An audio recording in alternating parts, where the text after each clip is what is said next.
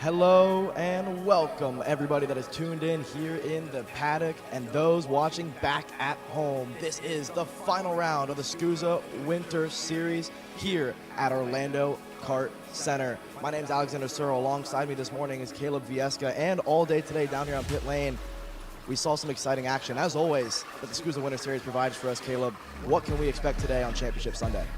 Yeah, look, first this Saturday was honestly phenomenal from start to finish. As soon as the first green flag hit on the day, and all the way up until the checkered flag at the end of the day, right? It was great racing through and through, and I think we're expecting the exact same today. A lot of championships have already been wrapped up yesterday, and I think today you're going to see a lot of drivers just kind of go out there and drive, and for nothing else, less than a win.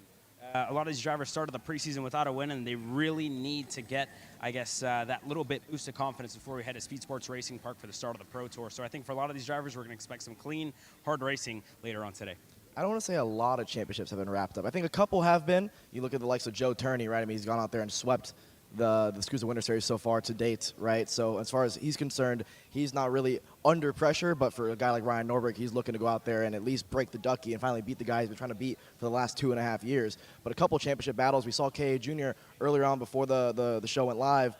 A 1-point difference in that championship between Vanchev and Max Christia. There's a couple of different classes throughout today that we'll kind of get into with the point situation. Obviously, there's one drop available to you at the SKUSA Winter Series, which is nice for some drivers who had a bad race or are looking to kind of just put that behind them. But nonetheless, always great battles here at the Winter Series. And like you mentioned, clean racing, hard racing, sometimes over the line like we saw yesterday in the Pro Shifter race. Yeah, I mean, that's one of the things that you have to talk about, right? You obviously saw the incident between AJ Myers and Mateus Morgado at the end of it. Obviously, things boiled over, and it was honestly quite surprising, right? The attitude here at the grid was very friendly, very nice in between the two of them, and then at the start of the main event, it obviously made a little bit of contact, and then towards the end of it, it obviously all came to fruition whenever they made contact. And Justin White, a victory for that Maranello and Vermont Kart Company team, and that's obviously something that they've been waiting for a very long time, a team that's been working so hard, and they've been kind of plagued with bad luck for the last year and a half. It seems like Vincenzo Saraceno finally able to get back on the podium. He's a previous Stars Championship Series champion, and then for him to go a year and a half with bad luck, it plagued tons of issues. I think at the end of it, Vincenzo was happy. The entire Maranello team was happy as well. Yeah, amazing for Maranello. We saw the respect from all the shifter drivers to Justin White. We know how hard he and the Maranello team works to get to this point. You can't overlook the likes of Gavin Bailiff, right? A P2 finish, obviously with the two leaders colliding. He was in 4th at the time, but TKG and Burrell, they continue to get acclimated to that Burrell chassis. He's going to be a force to be reckoned with as the Pro Tour goes on. You look at AJ Myers, obviously. He was on pace to maybe win that race on his first race back this year. Andrew Bodashoa, right? Hasn't been in a go-kart in quite some time. He wrenches behind the scenes a lot for the Magic team. Back in the go-kart, we joked around yesterday with Andrew saying, listen, you know, by Pro Tour, we're back in, karting shape. He's a little bit overweight, I'd say, for the shifter class as far as he's concerned, which, kind of tells why he's a couple of tenths off of where we can expect Andrew to be. But Andrew, always wild thing, as we like to call him, one of the most fun drivers to watch. He's going to put on a show for us as always, right? I tell you what, though. Andrew had some of the best starts that we saw yesterday. Always. He was rapid off the line. He's obviously, I know Rob goes to Rock Island Grand Prix every year. Andrew's the king of the streets for I don't know how many years back to back. So for Andrew to be here and back in the pro scene here in the U.S., I think is the best thing for us to see. And you were talking about the Burrell boys as well. Gavin Bailiff spoke to him earlier this week.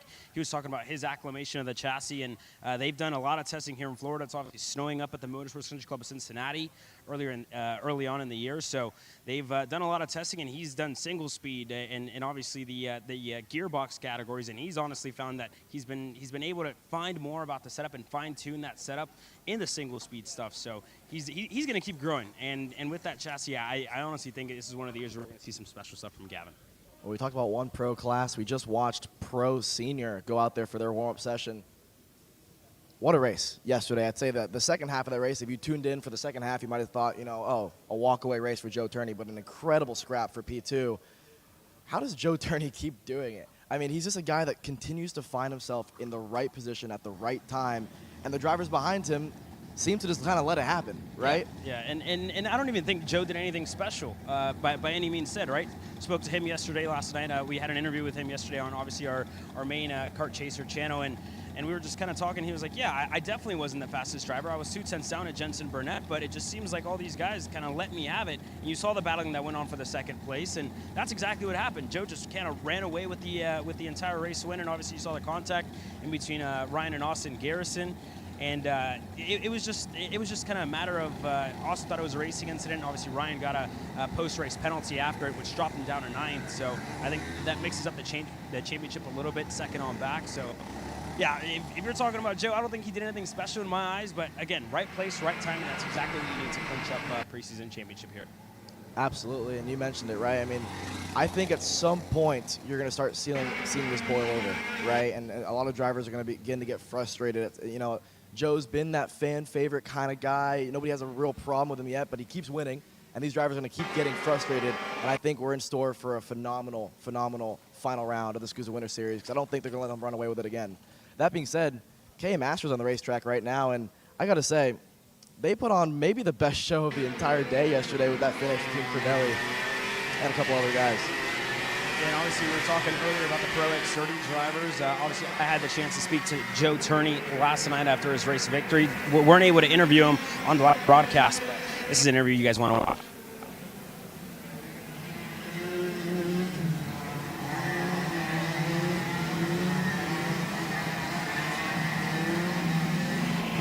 Well, Joe, to set the tone, nobody in the U.S. got to see you race until January of 23. So describe a bit of your career trajectory that's led you to being here and racing here off and on for the last couple of years. So before Jan of 23, I'd already been in karting for 12 years. Started in Mini when I was 10. Raced the British Championship in Mini Kart, then moved into the bigger karts in Rotax. Drove X30 as well. Moved into Europe around 2016, and then by 2019, I was a factory driver for Tony Kart for the official team. Raced there for 4 years, which brought me up to 23, where I started with Kart Republic official. And yeah, since then I came straight over. My first race with them was in Homestead, round 1 of the Winter Series, which obviously went well. And since then, I've just been riding the wave, and yeah, it brings us here. 2016 is pretty early in your career to go to do the international European karting scene. Did you go there where a lot of kids do now on the hope of getting into an F1 academy or going into the F4 world, or was that never even part of the question? Yeah, I guess that's always in your mind as like a young driver, and you want to go into F1 or IndyCar, whatever it be. Like, you know, you've always got that in your mind, even though I sort of knew from quite early that it was unrealistic, but you always still sort of hope that it could happen.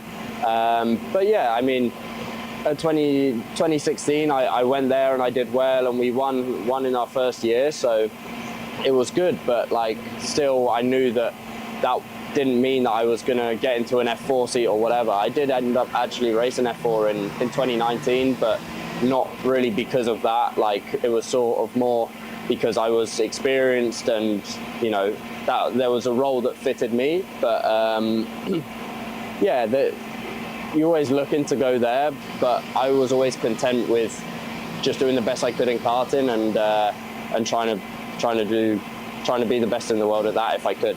And what was the transition like? I feel like everyone's kind of got a different story of when they go from paying customer or independent or, you know, even maybe partially subsidized drive to becoming a factory driver in 2019 and getting everything covered and eventually a salary to race. What was that like for you, and how did that come together over the years? Yeah, it's nice, but at the same time, it comes with expectation. Obviously, when you're getting things subsidized and then free, and then maybe you're taking a wage, you know, every tier that you go up, there becomes more expectation on you.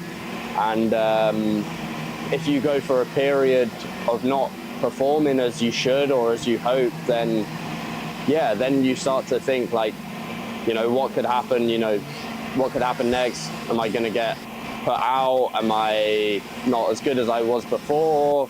Is this only going to last for this year? Whatever, like, you know, I think in karting in general, people are quick to get on your side and to have respect for you and say that you're great. But then it doesn't take much and it doesn't take long for people to like kick you down and go, this guy is finished, he's washed, like, you know, he's not performed in 2 races, he's done. So yeah, that's a pretty common thing in karting, I think, just in sport in general, but in particular karting. So yeah, it can come with its challenges and stuff, but I think I've done it long enough now where I can manage that. And how did it go with Tony Kart? Did they approach you, or had you been, over the couple of years in the FIA paddock, been marketing yourself and talking to teams and working, you know, selling yourself, or did you just perform enough where you caught their eye? Well, since I moved into big karts out of Mini, I raced straight away with the OTK product and did well in the UK and a bit in Europe for a few years.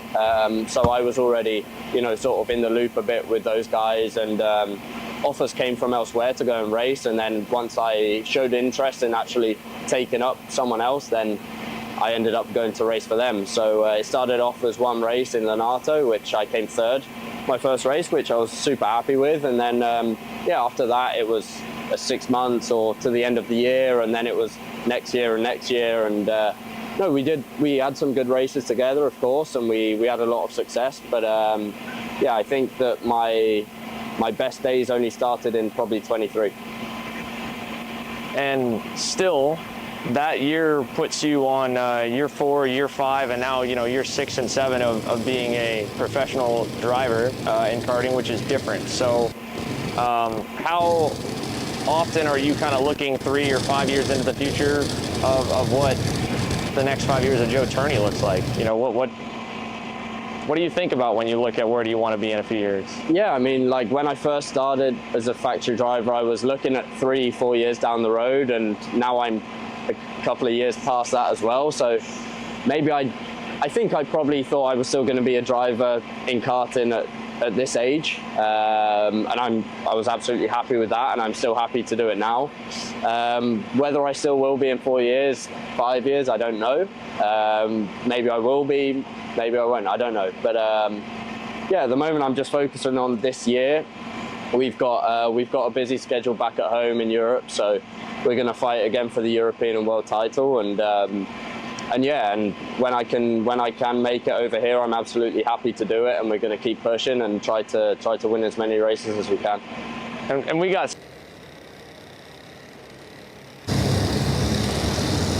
Joe Turney brings up a lot of great points in that interview, and you can catch the rest of that on the official Kart Chaser YouTube channel, where he goes over a lot about what it takes to not only make it as a driver, but kind of his own adversity, what he's gone through, and what it's been like the last couple of years here dominating in the U.S. He brought up some pretty cool points about, even for a guy like Joe Turney, with how good he is, and you'd expect him to have all the opportunities in the entire world, right? But it doesn't always come.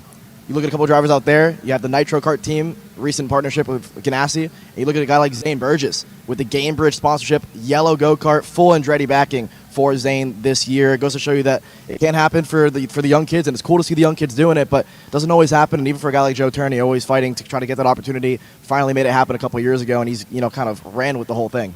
Yeah, again, you talk about the opportunities, championships as well. Joe obviously already wrapped up his championship here for his preseason, but this championship is far from wrapped up for the Mini Swift drivers. 4 drivers in contention here, all within 100 points of each other. Zane Burgess finds himself 4th, Aston Wyatt in 3rd. You go back up to Benja Fernandez, the reigning Supernats champion, and then all the way up to Enzo De Janeiro, who booked his ticket over to Bahrain later this year. So this championship is going to be one to watch. You're not going to want to keep your eyes off it. They've been kind of trading blows for the past, I would say, month across all series that they go to. So this is going to be one of the ones I would say to keep an eye on here, Alex. Yeah, just over 60 points separates the top 4 drivers here in the Mini Swift class. It is all up for grabs. And we know how quick these kids can get up to speed, how quickly you can lose the championship, especially in the young classes, with how close the racing is, how competitive it is. It is really easy to find yourself in a situation where you're leading a pack and then you're 5th. Then you're leading the pack, and then you're 10th. And all of a sudden, you go from leading the championship to out of the championship, right? And so for these guys, like you said, even though this is considered for some of these teams a preseason style of championship, it's still the SKUSA championship, right? It's still the SKUSA Winter Series. And for a guy like Enzo De Janeiro coming into today with the points lead, having just booked his ticket to Bahrain, like you mentioned last week, coming off of a high, he's going to try to make it 2 in a row high moments for Enzo. And you were talking about kind of making moves and then falling back a lot of places. You actually coach a lot of young kids, obviously at your home track of AMR Homestead. What is one thing that you would tell those kids when it gets into racing situations, especially with like 30 drivers out there on the racetrack at the same time?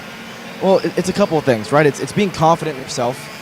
The big thing you gotta preach with the younger kids is consistency, right? And the second you start looking back, and this goes for any class, it's kind of a universal telltale sign of I'm not quick enough and I want to get around you, right? If you're looking back, it means that you made a mistake. And so for a lot of the young kids, you'll see mechanics, parents, coaches preach the fact of don't look back, keep looking forward, be consistent, hit your marks, right? If you can do that, and if you watch guys like Zane, like Enzo, the kids that are consistently at the front, they tend to look back the least and make the least amount of mistakes. It's easier said than done, and it comes with a lot of track time, but that is the biggest thing that the micro and the mini kids can do, and that I've seen when I'm coaching, that I have to constantly, let them know. Remember, don't look back, trust yourself, hit your marks, the race will come back to you. And that's the other thing, right? It's not like in a senior or a junior race where maybe the tires are going to go away from you. In the micro and mini class, these tires are pretty good for the whole weekend. But the race can come to you, right? Because you can maybe make a mistake on tire pressures, and lap 5 when you want the kart to be there, it's not there. But lap 8, lap 9, lap 10, the kart's coming back to you. As you gain maturity, when you go to junior and senior and shifter, drivers recognize that. For micro and mini drivers, they recognize that a little bit less. But if you can get that in their head of, listen, this race will come back to you, then you'll start to see the mistakes be less, and that is how you kind of minimize getting involved in racing situations. Yeah, exactly that, right? And I also think decision making is one of the big ones. That's part of the mental game, and patience. I think those are the two biggest things, especially in a class that's almost pack racing as well. So those are two of the biggest things, and honestly, a couple of things that we think are some of the strategies to win, especially at a place like Orlando, right? You have the long straightaways, the tight and twisty corners, the hairpins as well, where if you go for a move and you don't get it done, you can lose 8 spots in the process. So I really think there's a big swing when you come to passes and kind of decision making as well, and making the right ones I think is important here. Well, you talked about it, right? Orlando Kart Center is, for me, one of the best tracks we go to in regard to passing opportunities. You can do it anywhere. We've seen, I think, a pass at this point in every corner possible.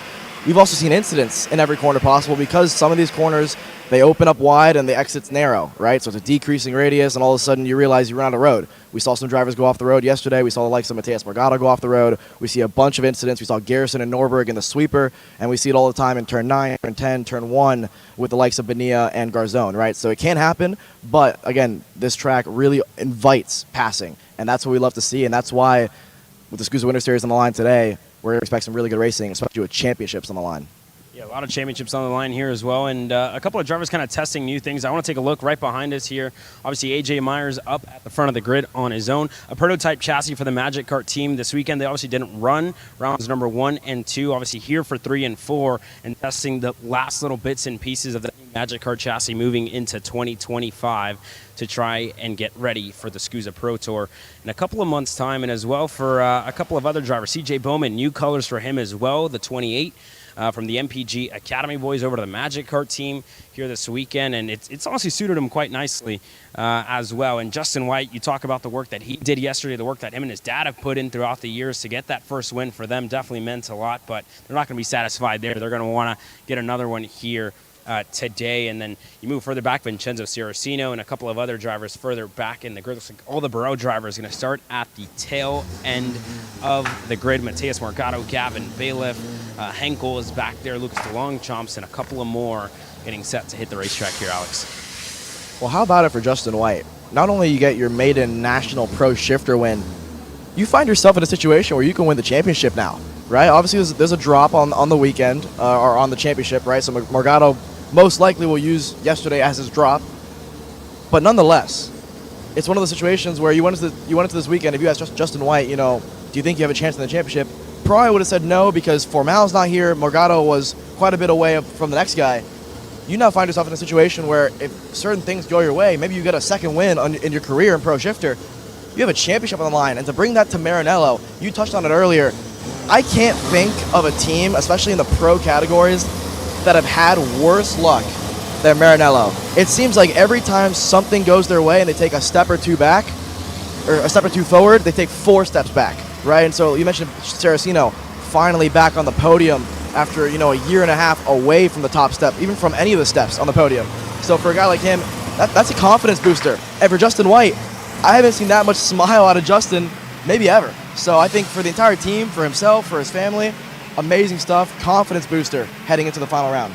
Yeah, big confidence booster, obviously, for Justin White, for the Maranello team. And they were honestly kind of not sure about the Maranello chassis early on in the year. They were testing out on the factory Kart. Obviously, at Supernats, they were doing a little bit of testing and then decided on the Maranello. That's what they knew. That's what they wanted to stick with. And it obviously came back to them as well. Obviously, Carbulos Racing Engines in partnership with Billy Musgrave as well, helping them out, obviously, at the Supernats. So it's a great relationship that they all have. And choosing to go back to the Maranello chassis was one thing that they decided to do. But also, we talk about rookies in the Pro X30 class, rookies in this Pro Shifter class. Lucas Longchamps has honestly gotten along pretty well. Obviously struggled last week at rounds number 1 and 2.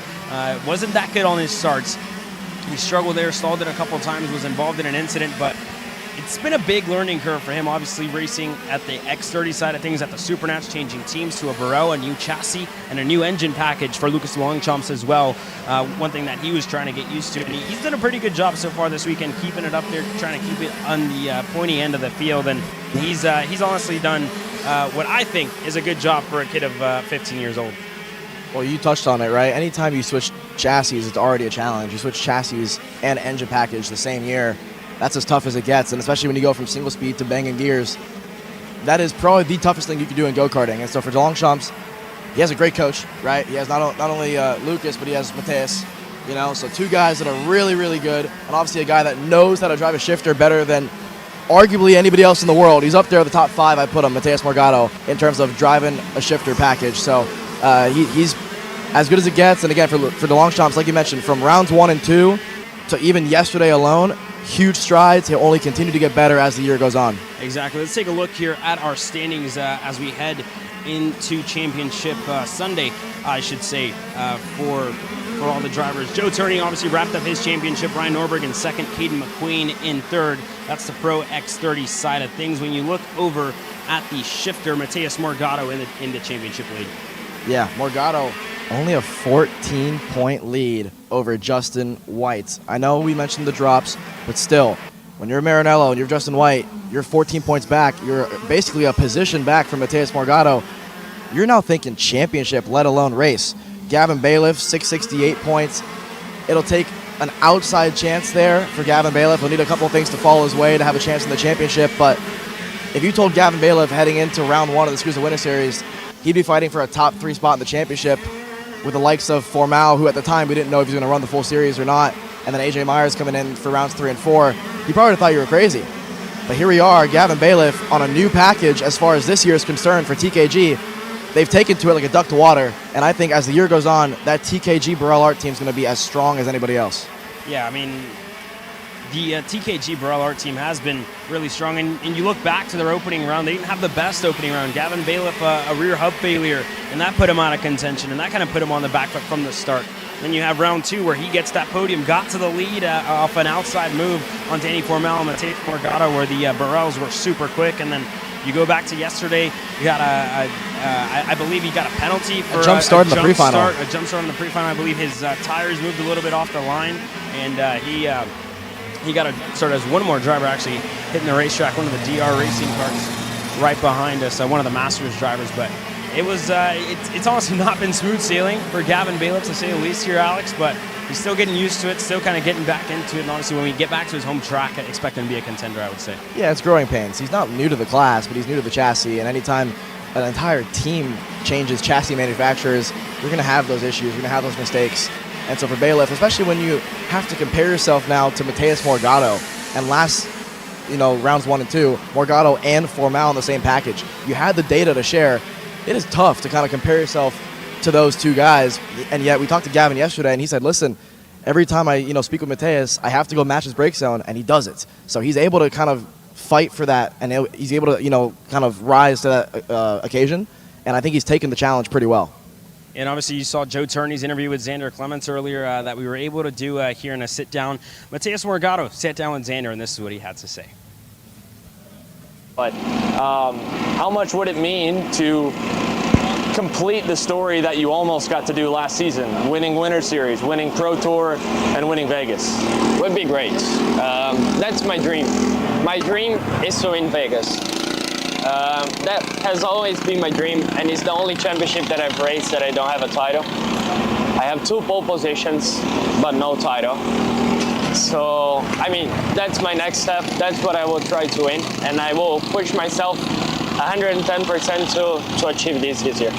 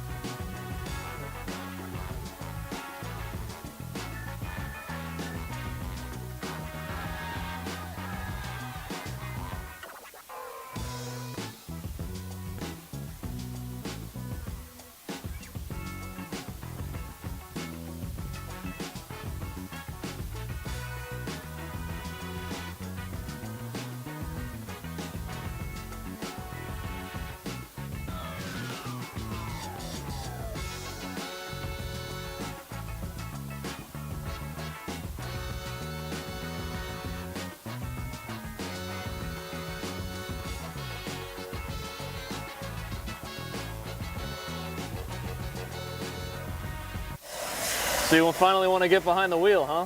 Yeah, I've been shooting for 3 years and I've never got to drive. Well, you're gonna need some more gear than just your helmet. Why don't you go to shopakr.com. They got their inventory online and they'll ship it the same day if you order before 5:30 p.m. Eastern.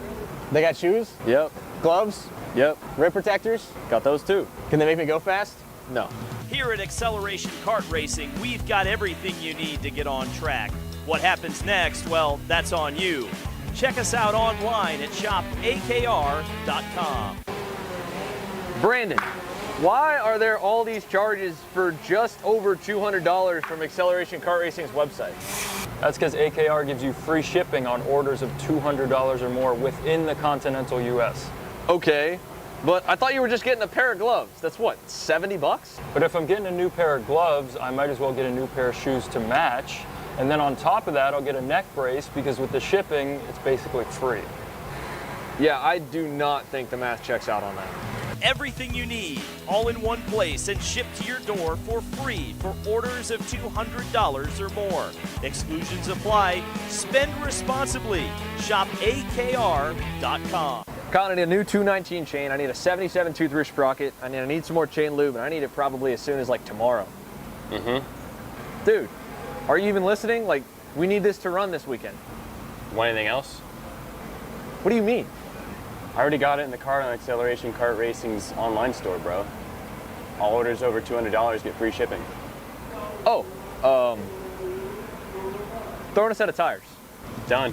Everything you need, all in one place and shipped to your door for free on orders of $200 or more. Exclusions apply. Shop akr.com. Brandon, why are there all these charges for just over $200? I'm tired of all this branding business, okay?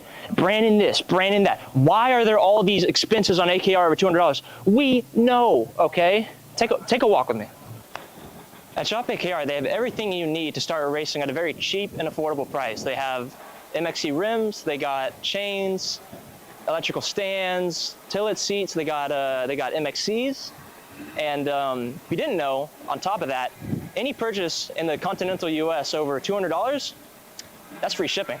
Hey, aren't you supposed to be in the AKR Anonymous meeting over there? Dude, I'm doing a commercial. Dude, we have no time. It's about to start. Stop. We all love Shop AKR. Me? More than others.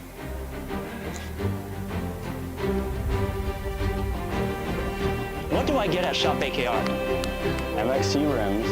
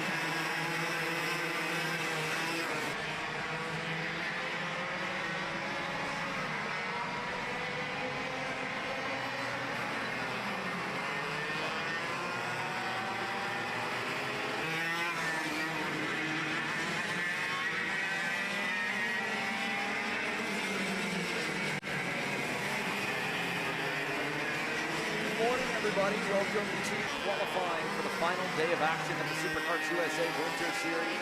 My name's Andrew Clemens, alongside me, Rob Howden, who hopefully got himself a good bit of rest yesterday. We were, well, I shouldn't say we. You were very good about the button, but I know the allergies to pollen here has not been my hardcore allergy attack yesterday. I will end up sleeping with a washcloth on my face. It was a rough night for sure, but yeah, back at it. I got the allergy meds in, and hopefully we get good. Pollen most definitely up. I actually talked to a lot of guys, but in the paddock last night when I was sniffing and sneezing, and saying they were dealing with the same thing. So I feel a lot better this morning. Well, we've got at least the first bit of qualifying underway for KA Junior, folks. Thanks to Alexander Searle and Caleb Vieska for kicking off our morning show. It is another sunny day, another day where we're expecting some pretty high temperatures in the afternoon. But talking to KA Junior drivers throughout the weekend here, the big storyline, Rob, has been trying to keep up to date with the track, I think, way more than January. 3 different events over the last, or 3 different programs, 3 different tire compounds, and 3 different manufacturers over the last 4 weekends here in Orlando. Definitely changing the surface. Yeah, I think that's it. It's really basically changed the entire weekend. Not only are we rising up to 15 degrees, we warm up to 40 for the race day. Back-to-back series, always different compounds of rubber. And as you get on there, you're rolling in, and the track really becomes more of an Vinco track here as the weekend rolls in. Things are changing. Not only the drivers get to stay on top of the mechanics as well. Now let's look at what the benchmark is so far. Santiago Duran, quickest in this group. At the moment, we're in group 2 of 4.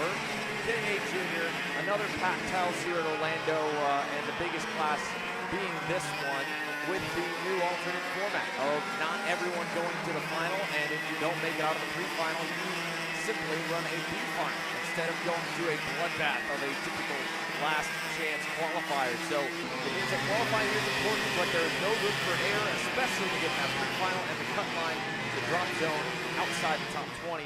So putting yourself in a safe position, qualifying ahead of the mess that we're so used to seeing, that's going to be critical here so far. Yeah, and the positive side of it is if you don't make it in straight into the main, let's say you ran just the LCQ, those were usually shorter races, like, an 8-lap race. Right. The mains, even the B main, if you don't make the A main, is an 18-lapper, right? So you get a lot of laps in, you get that full distance experience, even if you don't make the main event. But again, it's the opportunity to really dig in during your pre-final to try to qualify straight through.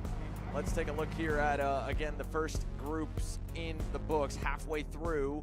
Last lap in for Rodolfo Lavin Jr. He was able to work his way up to the top of the board at a 57 flat, nipped Santiago Duran. So did Mason Berry on the Team GWR entry late in the going. Matty Grace, Luke Fedowitz, Arthur Barbe, Joaquin Gorlero, and again, you'll notice that while a couple of the names towards the bottom we saw in yesterday's B final, not all of them were necessarily the slowest. Again, just going back on that, staying clean and trying to, manage the risks, I think, a little bit more. If anything, the less forgiving going to the A final, but also the calmer B final, might be doing a better job than what we've done in the past of trying to get these junior drivers to think smart.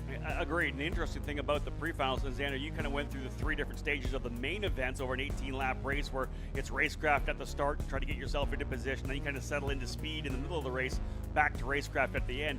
Take that and compress it all into 8 laps, right? Because you still have to have the racecraft and that middle section where you kind of settle in first to kind of find out where you are. Hey, if you're 10th position in the pre-final, you're doing well. If you're there 20, 21, 22, it's going to change the way you approach that racecraft section when you get to the last couple of laps. Well, what will the third group do? Again, we still have 2 more to roll for qualifying. There is a short gap while they clear the racetrack from groups 1 and 2. Some of your heavy hitters from yesterday, of course. Alexander Vanchev right now, Rob, this is always something I think you document pretty well when we start a season, and that is when you have that kind of graduating class move out of the category from that lead path from last year. You question who is going to be the new group, who's going to be the new contenders the new favorites, the new kids that are going to have the stopwatches on them, session in, session out. Well, Alexander Vanjev definitely asserted himself in round number 1 and 2. He has done so again with a sweep of the junior classes yesterday, but he's not alone in some major offseason improvements. New Orleans, Louisiana native Tyrone Kipper Jr. on screen there with Speed Concepts Racing. He's only run kind of as an independent the last couple of years, so got a lot of experience and a lot of knowledge under that tent that could easily put him into the conversation. You get some kids here that we don't maybe see all year, like Leo Da Silva out of the Canadian-based Racing Edge Motorsports group that come down for the Winter Series, and then like Cole Madero, who last year did have a lot of action. Nathan Dupuy there on the Sodi, a lot of action, but they're back and ready to be the new Titan in the junior rank. Hey, you mentioned Tyrone Kepler Jr. from joining Speed Concepts. Start the season off, he's been a top 10 driver, right near the middle to the back of the top 10. Again, just a little bit more for him, but we'll see him battling potentially for race wins as well. It's tougher when in happy hour you didn't quite have the pace you needed. People start in that front group. You're talking about 4 different groups, splitting them into 2 sessions. So in the end, when you have this qualifying 1 group, when you're in that first group of 20 or so drivers, you know you're around like speeded guys. So again, if you're in a second group, if you're in a third group, you really got to dig in. And impressive for the drivers in that third and fourth groups. A standard of 68 thousandths of a second, separating Rodolfo Levine, Macy Derry, and Santiago Duran. All those drivers under 57 flat or 57.1. We expect more pace out of the second group coming in here than the first P1. Now we talk about that cut line. Well, Marco Samet has been kind of dancing on every single break. It feels like you just saw him at the end of that shot in the BJR LN card. He was obviously one of the first drivers to just miss out on that final quartet, that final fast group split. So just maybe I would imagine around 16th or 17th in final practice would put him in this group. And then as well, you look at yesterday in that pre-final, he crosses the line below the cut, ends up above it after penalties just by a hair. One of the last guys to go on into the main.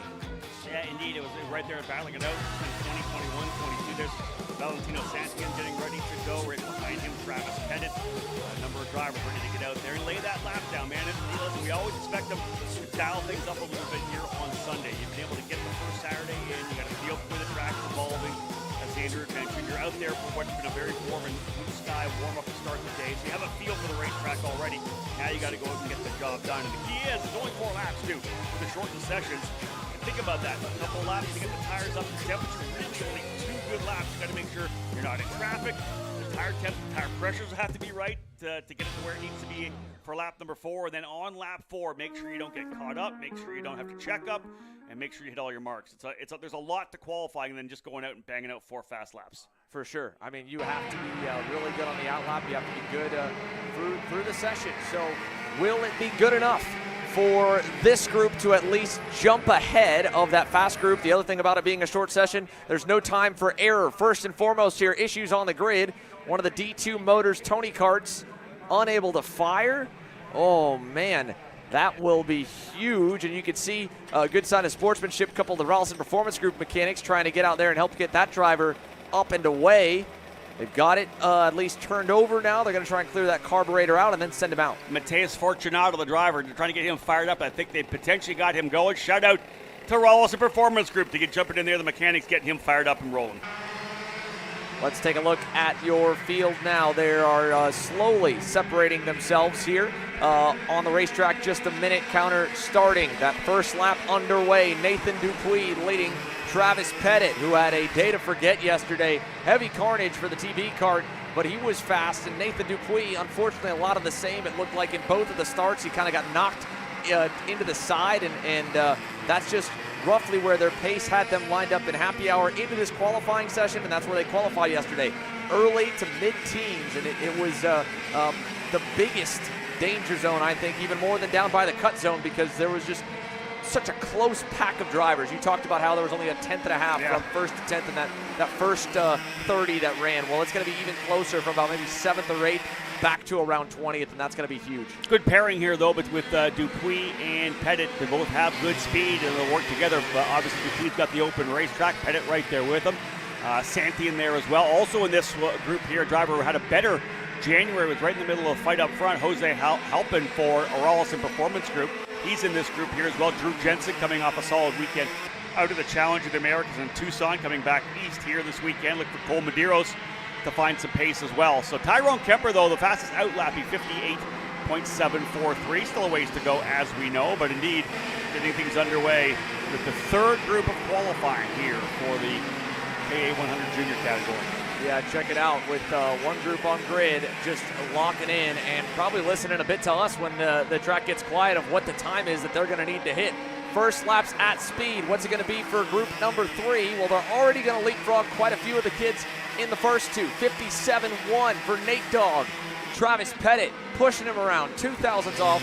2/10 back to a number of them, and a lot of passing going on as well. Yeah, that puts Dupuis, I believe, provisionally P3 here on lap number 2. So we talked about the fact that the top drivers were turning 57 flats, an 0.34 and an 0.61 for Levine and Barry. So those are going to topple here on lap number 3 and 4 as these tires just starting to get up to temperature.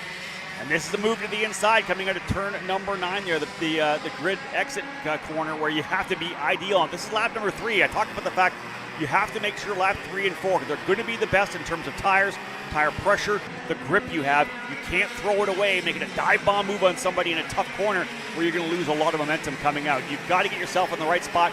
Lap 4, of course, absolutely critical to hit all your marks and don't do anything dumb. And that corner, I mean, sometimes even when you make passes, it's been sketchy because you have that whole straightaway for the driver behind to maybe line up, get another run, and just dive bomb you in the hairpin at the end of it. So you see this group here, this is a scary place to be if you're anyone but maybe Tyrone Kemper leading it, because you maybe either just got past or are debating whether you have to make a pass on what will be your final lap at full song. 56.55 now the new best lap by Dupuis and Pettit. They are working together beautifully. He dropped 0.6 of a second from lap 2 to lap 3. So Dupuis up there, Pettit, Santian, Kemper, and Halfin. The drivers all now in the top 5. The top driver from the first groups of qualifying, Levine, at 57.034. That would slot him in the 8th position right now. But still, again, a whole other group waiting in the wings on the grid, ready to go out. Listening, of course, as Xander had said, to the timing we're laying down here. 56.558. They'll come across the line again. Does Dupuis go any quicker? He does. 56.396. Gets another couple of tenths of a second. Actually, it's Valentino Santian who goes up there as well. I thought that was Dupuis. It was Santian who makes the move up to P1. He was the first driver out of this group in happy hour. He went out first. Don't know if he maybe lined up behind the rest of the pack, but Valentino Santian on the Parolin, 56.396. Again, let's run you down the lap times quickly before we go back and get ready for the fast group. Santian, 17 thousandths up on Dupuis and Pettit, who were basically glued together that whole session. Marco Samet, good lap as well. Yeah, much better for him. Obviously, he was battling in his pre-final to transfer in 20th. Now he's going to be, right now, provisionally 4th. The next group of drivers still to come, 16 more? The worst he's going to be is 20th. When you split, he's going to start on probably row 5. Tyrone Kemper Jr. about a 10th off, and then it really tightens up again right in the middle. I think that lap time of about a 56.5, 56.6, that's going to be measured in hundreds and thousands for the rest of the field. You can see just how close it is of the drivers that are anywhere from 2/10 to 3.5 tenths off, and only in that group alone we've still got this fast group to roll. 5 drivers, Xander, you're right, at 56.6. Kemper, Jensen, Medeiros, Halfin, and Kidd, all 56.6, separated by just a couple of hundredths of a second. And the drivers going hardcore and trying to get some heat into these tires. It is a warmer day, 67 degrees here. Trackside right now, 9:36 Eastern time. Here we go again, Rob. We're going to park the bus. It looks like nobody wants to play the lead. Alex Banchev and Max Christie, yesterday's first and second place finishers, they're going to bail out and try to go. And I think everyone's going to fight really hard to get that elusive seat right behind those two drivers. That's it. Everybody's trying to find that place to be behind the fast guy. Again, a lot of organizations looking at doing max lap times. I know we do that now in the USF Pro Championships. It's not surprising some of the kids that come out of karting want to do that in the big cars as well. That happened a big issue last year at VIR, Virginia International Raceway, when they all tried to go super slow, 40 miles an hour down the back straightaway. That prompted our race director, former top national karter and Super Nationals winner Joel Miller, to post a max time. So that you're slower than the max time on the outlap, you got to get on it, then you're going to lose your 2 fastest laps. And that's just changed things around a little bit for sure. But again, we're hoping to see not much of that. Get back out there, get the hammer down, and go to work. Although everybody, as you said, would love to get a hold of a driver like Alexander Vanchev. So much speed. Kennedy was fast yesterday as well. Alexander was super quick as well, starting on the front row. So a number of drivers we expect to work their way to the top. And again, 56.396. Provisional pole for KA100 Junior brought to you this weekend by Orsalon Racing. Max Christia, now the driver that we are following. 2 podiums in 2 race weekends so far here for the SuperKart USA Winter Series. They have not had the best of luck and really the best of performances when it comes to bringing home hardware at the end of a race weekend. But a complete weekend at round number 1, a complete one here at round number 2. He's sitting in a pretty good spot, I would say, Rob. Not bad at all for the Trinity Karting Group, now turned Jay Howler driver development, Kart Republic driver. And let's see what he does across the line for his opening lap at speed. He'll jump to 14, not bad. And then you go back to a couple of Paralympics right behind him. These two working together. At the moment, they're not going to leapfrog a ton of people, but I think this next lap they're building for could be big. Truchot and Gutierrez, they're right behind him in the 890 in the black suit. And not talking about the drop, but in the points right now, Max Christia comes in as the leader by just 1 marker over Alexander Vanchev, 795 points to 794. Remember, a drop will be brought into the process here. Do you drop the race today, or do you drop one of your worst finishes? Victor de Alencar, Alexander Truchot, and Tyrone Kemper Jr., the 3 top 5 drivers in the point standings coming into today's Action Championship Sunday. And you can watch this battle unfold here right now. As we've seen, Santi be the fast driver, 56.396. He'll be the first driver to make the jump in. Alexander Vanchev goes 13th on lap number 2. Max Christia 50th. So wait for that first driver. Lap number 3. Xander, there it is. Alexander Vanchev to P1. Edward Kennedy on lap number 3 will steal it away with a 56.237. I feel like we become a bit of a broken record about that energy driver, although he gets bested by Teo Salamal's Orsalon machine. But Edward Kennedy has gone purple, sold probably more laps in a main event this year so far than any other driver, yet he is still looking to get rid of that goose egg in the win column.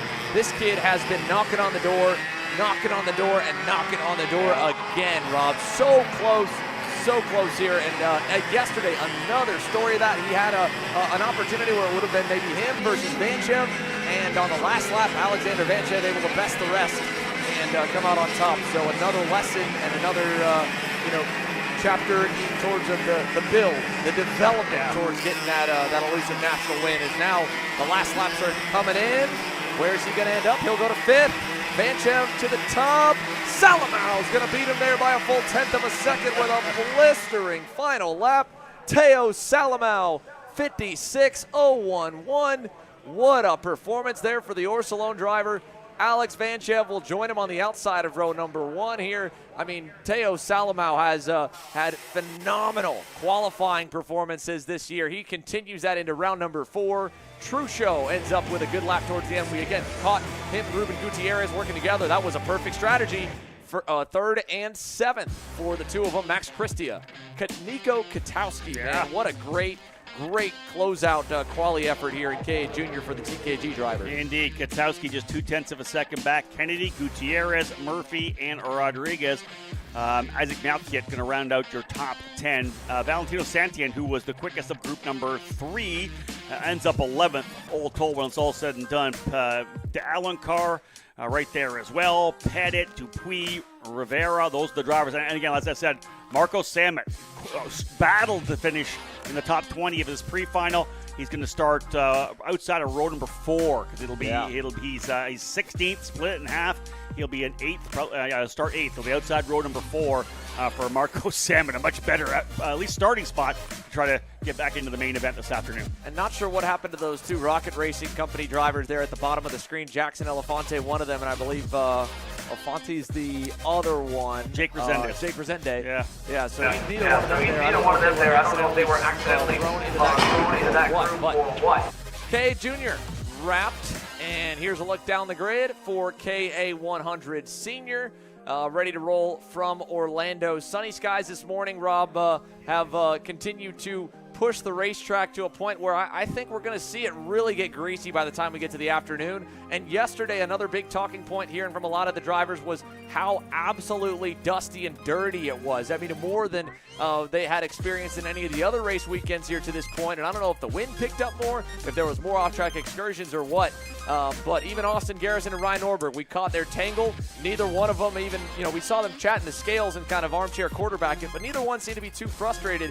Austin in his post-race interview last night as well, he said, look, man, there was just so much dirt. I'd never seen that much dirt at this place.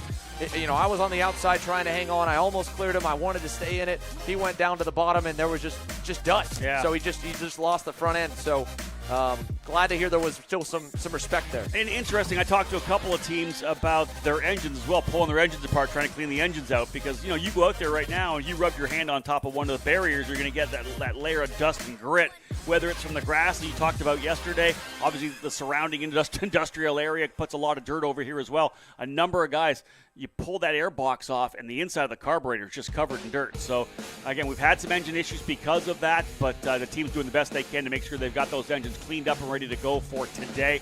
Maybe up at the ante a bit on cleaning those engines, carburetors, you name it, between sessions to make sure everything is dialed in nicely. A lot of grit on the racetrack, but it's also not only just the engines, as Xander said, also about the racing surface as well. Let's look at the last couple of moments here from your first group for KA100 Senior. Again, this group, only 2 groups for them versus the 4 for KA Juniors, means the track might be a little bit more crowded, especially in the fast group yesterday.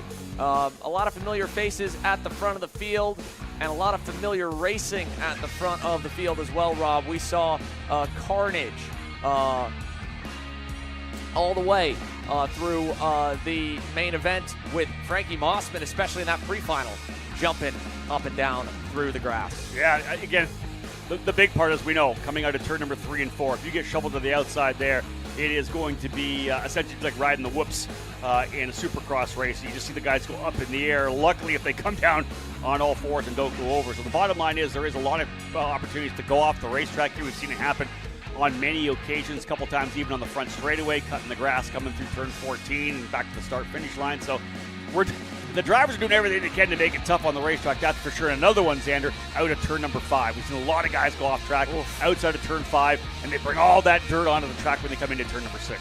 Right, and then, again, even turn 6, you have the wall on the outside, but there is a little bit of dust and debris if you end up dropping a tire, and then you go into that full throttle sweeper. Now, different type of microphone in front of that guy. A couple months ago, Mike Smith, me, you, Henry Beaudet, we were up in the booth in Las Vegas for the Supernats. Mike is now keeping the kids in order down on the grid here. And just goes to show, again, this is one big traveling circus, and there's some superstars in every position, and you never know the experience of some of those guys wearing the blue shirts. That guy can get it all done. Let's be real. Mike Smith is a fantastic driver, as we know. He's been a track manager at both Cal Speed Karting and, of course, out at K1 for a time. We get him behind, our driver analyst when we did the Supernats. He's been with us a couple of times, which has been absolutely awesome. And then Superkarts USA drafting him in for some help here pit lane-wise. And here go the drivers. They got to find their way through that little narrow entry onto the racetrack. We've had some issues with drivers when they getting together there before, but looks like we're able to get here super cleanly as we get ready to roll here again. KA100 Senior drivers rolling onto the track, and man, this is going to be a good one. I'll tell you that, because yesterday's action in this class was just so good. The battling was so aggressive up front. And we'll see who comes away with the race win this time around. Some fantastic driving yesterday. Let's set the stage once again here for KA Senior, folks. 45 of them and another sold-out grid. A couple of drivers got in late off the wait list. But in terms of any other new names yesterday, well, towards the front, Finn Bailiff kind of was able to creep his way there. He finds himself in this slow group for qualifying. So does Steven Eisert, it looks like. A couple of... I think Henry Wheeler and Frankie Mossman will be in the fast group. They should be okay. Luke Welcome here down in the slow group. No, if Bailiff drops down, I think they may be in the fast group also. This pack on track here.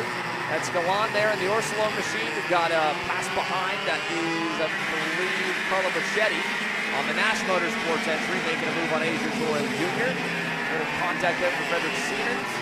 And we're going to put that first lap on the board, start to see who from the bottom half can leapfrog into the top. And we were talking about a championship battle here, especially you think about it, I think a lot on the last race on a championship Sunday. Frankie Mossman coming in with the point lead, 10 points up for grabs for pole. It's very crucial to get that pole to get yourself where you need to be. Blake Nash comes in second. Anthony Rivera, after the win yesterday, coming into third spot in the points. Stephen Eisert in fourth. Ty Fisher, P5. Ty Fisher not with us here this weekend, still P5. And again, running down at the Academy Winter Series event at Homestead Miami Speedway for Zanella Racing in the USF Juniors category. Ty's going to be a really impressive driver. He's been scoring a win in his debut wheel-to-wheel race in that USF Juniors car. So excited to see what he's able to do in that program, USF Juniors. The USF Pro Championship gets rolling in April at Nolan Motorsport Park. Up and over the curbing here with the first lap in the books. Let's see what we've got at the line. Full out lap completed. Now we should get timing and scoring. Oh no, here, just needs a quick reset. We'll pull that for you here in a moment. But nonetheless, first group on the board. A couple laps coming in. Second group, there's Donovan Bonilla. Oh man, talk about a crazy ending to day number 1 for Dono and rookie Sebastian Garzone. Supernats double champ, Supernats Pro X30 champ from 2 years ago, colliding on the final lap in turn 1. Yeah, that was tough. Both those drivers ready to battle it out to see who would come away with the race win. Not connected, as you say, in turn number 1 as they were kind of dicey coming into the braking zone. Stephen Eisert with the fast lap right now, a 55.865. Ibrahim Din goes up into second. Luke Welcome third. Luis Ricardo Sorith in fourth. And Ivana Richards rounds out your top 5 here, 2 laps in. We expect, of course, 4 laps for all of these drivers. One driver with an issue here. Oh, yeah, we've got one off. That is, that's Eisert. Stephen Eisert. No way, it is. Yeah, Stephen Eisert in that combo. Speed Sense Motorsports. Looks like a half and half from hit them and REM. He's out of the pit lane. Didn't get a lap. Yeah, picked up the cart light. Looked underneath like it might have been either a chain or potentially the engine mount. Wonder what's going on. He picked up and looked underneath. Double there again with Stephen Eisert. He get a couple laps in, I believe, here, Andrew. Yeah, he's got 2 laps in. 55.865. He's provisionally P1, but he's not going to get lap 3. He's not going to get lap 4. You know how crucial those laps are. He's very likely going to fall well down the order in terms of outright pace. 55.865. Abraham Din, 55.869. You never, maybe Eisert's time is good enough from lap number 2, but he didn't get a chance to do 3 and 4. That would have pushed him well up the grid in terms of the other drivers ready to roll out. So there you have it for Stephen Eisert. He's going to have to live with a 55.86. And being only 10th and a half clear of the KA Junior pole, I don't know if that'll even stick for this group. To the wire, checkers out. Nothing for Ibrahim Dean that time. I think he might be okay. Lorenzo Kaufman with a leap up to 5th. He might just get away with this one here, Rob, just at least for the first group. But again, the fast group still to go. And well, Frankie Mossman's got some pretty simple advice right there. Wise words.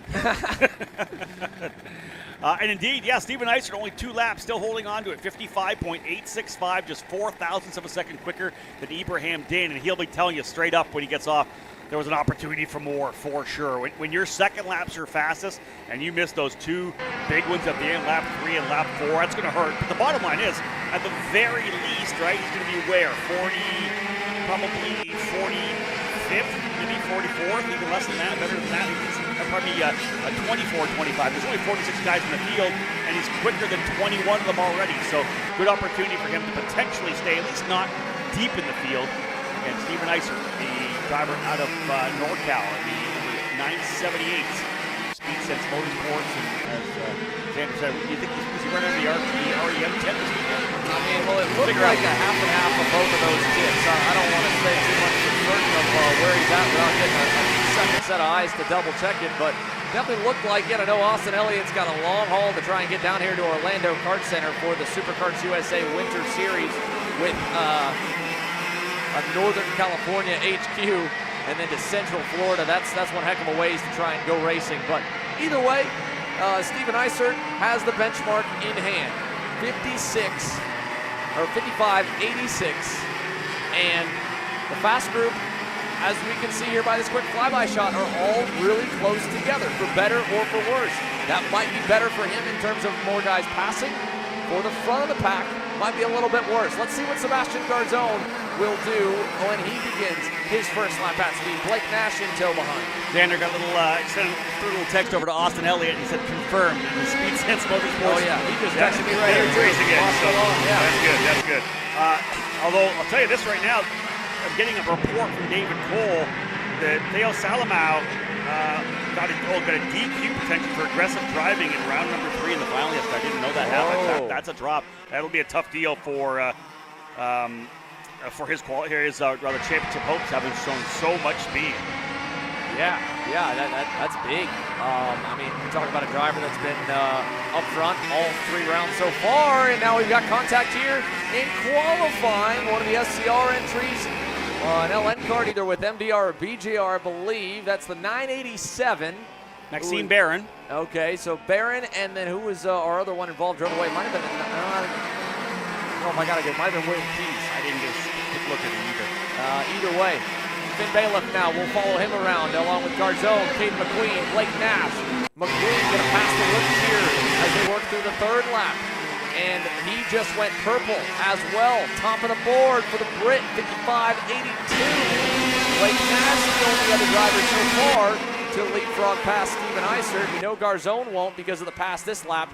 What does Finn Bailiff have in line? And maybe Donovan Bonilla and Frankie Mossman back of this train. I think Frankie and Dono, great positioning right now for the pair. They could be on a heater. You know, a lot of the times, Xander, I feel like if you're into that 3rd and 4th lap and you're in a group, you're almost best bet is if you're at the tail to let back on the 3rd lap and then use the draft to come back up. Give away the 3rd lap to get that draft, not get caught up on lap 4. As long as you're willing to bet on yourself, again, you're giving yourself one shot to bring it home. Another lap in, and there we go. Mossman's going to take the 3rd lap to the top, only for a moment. Holy cow, Safik Sarathi just threw down a flyer. 0.3 of a second quick. That was big. Where is he? The Vice Racing Cart Republic boys have a huge margin going into this final lap of qualifying. The 952, black, white, and chrome, Cart Republic to the top. Frankie Mossman, a KR12. He's still back of this pack here. I don't know, maybe he did drag it a little bit on that lap. He's got some open track. He's going to be able to roll up on it. That Bonilla in front of him, it is. Donovan Bonilla in the 958. He'll be able to use this full train to potentially get that draft back. If he does not get checked up coming out of turn 10 and 11, look for Mossman to potentially go to P1. But Sarathi, that 55.309, Xander, 3/10 clear. These guys got to get up if they want to get in Sarathi's top time. Well, there you go. And we got to give Sarathi a little bit of credit and kudos. Enter correctly, brother. You've got Vice Racing as the entry, but he's got the Dan Devereaux kit on, and right now it's still holding at the top. Burnett closes it down to 2/10. Mossman to 3rd. I think he's going to stick it. Dan Devereaux Racing. Sorry you guys don't have the coverage here. Safik Sarathi has taken you to the top, and if we can get him to enter correctly, well, he's going to have you at the top of the board for the rest of the day. What a lap. Wow, no doubt about that. Put it down. Well done for Safik Sarathi. The 952, there he is right there. The DDR machine, very happy up front with a 55.309. 2/10 clear of Jensen Burnett. Listen, I don't care who you're beating in that group, and you're 2/10 clear of the drivers in this field. Impressive. Burnett, Mossman, Nash, and Garzone end up your top 5. Henry Wheeler, you talked about him working his way up into the 6th spot. Caden McQueen, who was P1 on lap number 2, ends up in 7th. Donovan Bonilla 8th. Finnegan Bailiff and Frederick Manning, a good qualifying effort too, to put himself in the top 10. How about Steven Eisert? Just 2 laps, Xander, he gets on the racetrack, ends up 13th. There was a lot left in that Speed Sense Motorsports REM machine. Yeah, that's talk about maximizing, and maybe he ended up burning the chain off, or breaking it off there over in that section he was broken down in. That left-hand curve right in front of the grid, everyone seems to fly it and try to go faster, and we've seen it happen, so maybe that's what it was. Whatever it was, he'll still have plenty of time to fix it and roll from row number 7 in the pre-final. A quick look further back from the rest of your fast group, and again, to the back of them that may end up further than where these positions show when everything is all merged together. But a first career pole award for Safik Sarathi. There's team owner Dan Devereaux. What a great performance. We're going to have to make sure that we give them plenty of love as we will take a quick break and head back on the other side with more qualifying here from Orlando.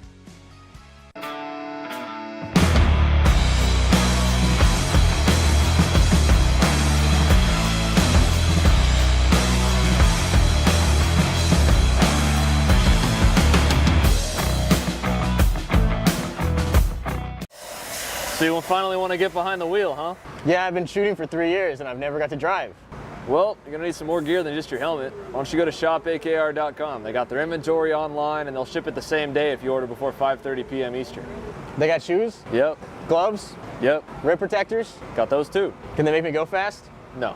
Here at Acceleration Kart Racing, we've got everything you need to get on track. What happens next? Well, that's on you. Check us out online at shopakr.com. Brandon, why are there all these charges for just over $200 from Acceleration Kart Racing's website? That's because AKR gives you free shipping on orders of $200 or more within the continental US. Okay, but I thought you were just getting a pair of gloves. That's what, 70 bucks? But if I'm getting a new pair of gloves, I might as well get a new pair of shoes to match. And then on top of that, I'll get a neck brace because with the shipping, it's basically free. Yeah, I do not think the math checks out on that. Everything you need, all in one place and shipped to your door for free for orders of $200 or more. Exclusions apply. Spend responsibly. Shop akr.com. Kyle, I need a new 219 chain. I need a 77 tooth roof sprocket. I need some more chain lube, and I need it probably as soon as like tomorrow.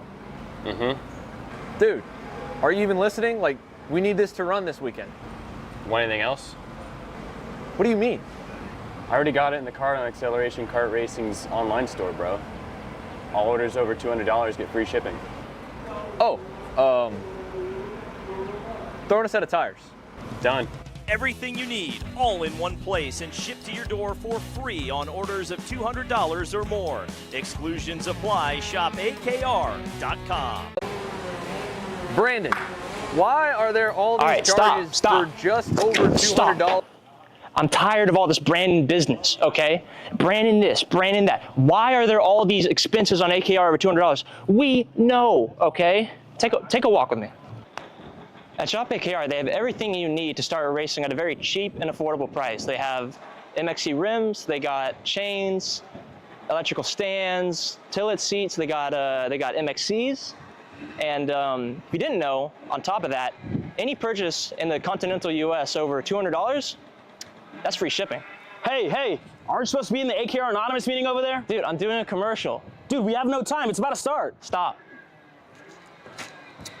We all love Shop AKR. Me? More than others.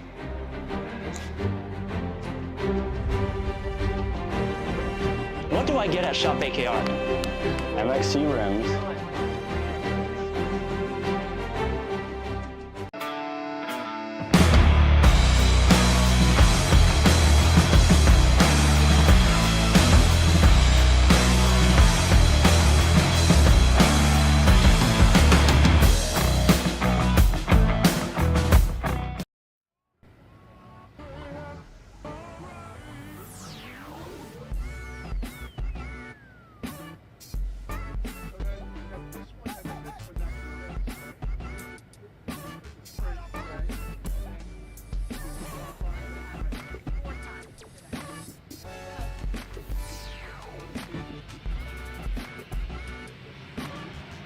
Karts are rolling onto the racetrack for the next qualifying session, but we have finally gotten through our scale line to talk to our newest pole award winner. Satvik Sarathi will be starting on the point here in KA100 Senior. Alex?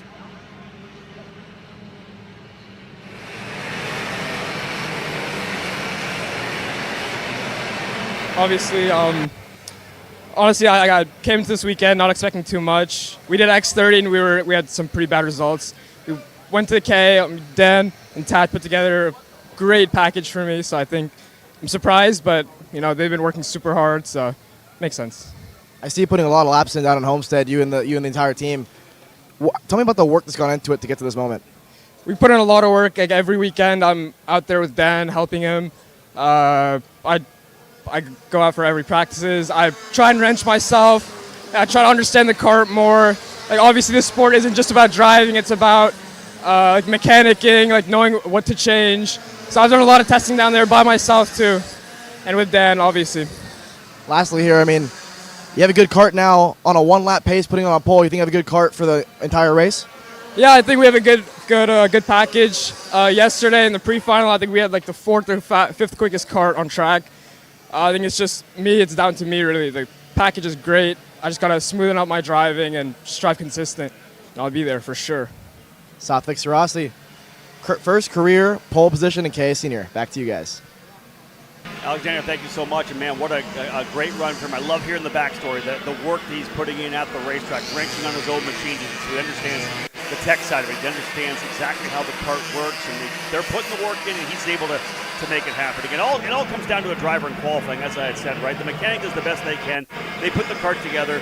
Yeah, they got to get the tire pressure right, so it really maximizes. It hits that window, that operating window on lap number 4. But the driver still has to get the job done. Not only do they have to hit their marks, they have to make sure they don't get caught up in traffic. Great job for Satvik, and I'm excited to see him roll off from P1 in that pre-final today. Like you said, he had good pace yesterday in the race as well. So, again, this is what Xander talked about yesterday, coming down to that racecraft, right? The racecraft over the first couple laps, the racecraft over the last couple laps as well, and then that mid-section where you're really just working about pace and trying to pull away. So, should be interesting to see what he gets done. A great experience for Satvik Sarasi. He'll take a well-deserved pole position.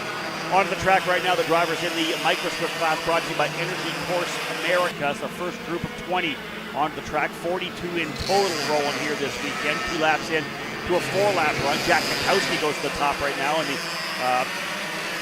in the TKG Bureau Art Machine. Katowski P1, Dominic Nagel in second, Michael Porter in third, Alessio Tosti in fourth, and Enzo Botero rounding out the top 5.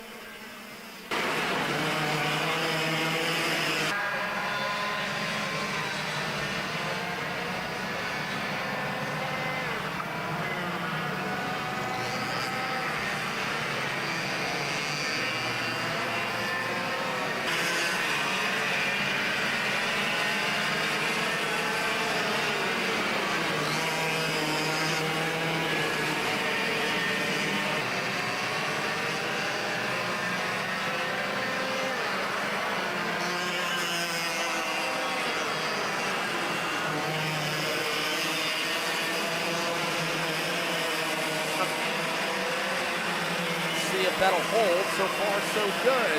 Skrzykowski in the third, Torres fourth, and Jack Katowski hanging on to the top of the pylon, Rob.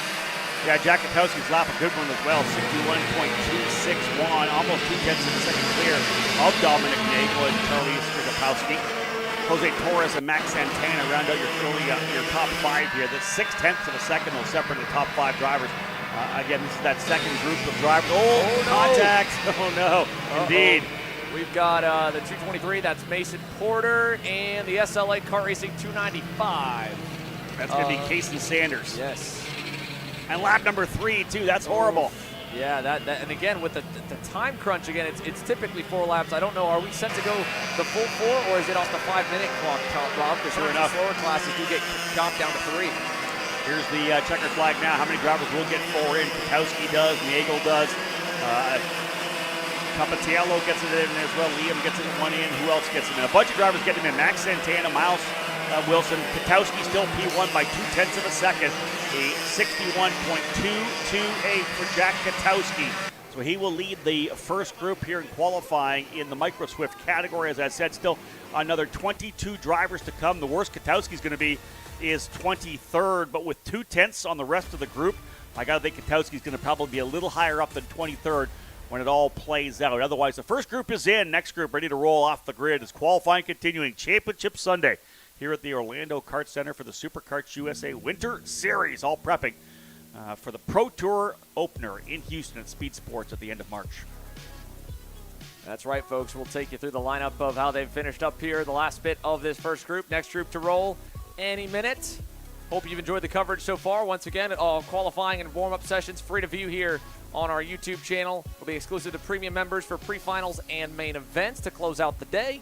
And of course, as always, you'll be able to watch the replays next week and listen to the free radio feed all day long for free on ekartingnews.com. Beautiful day, and we're back hot once again here with karts onto the racetrack now. You want to do, I guess, post-quality interview with these kids, or?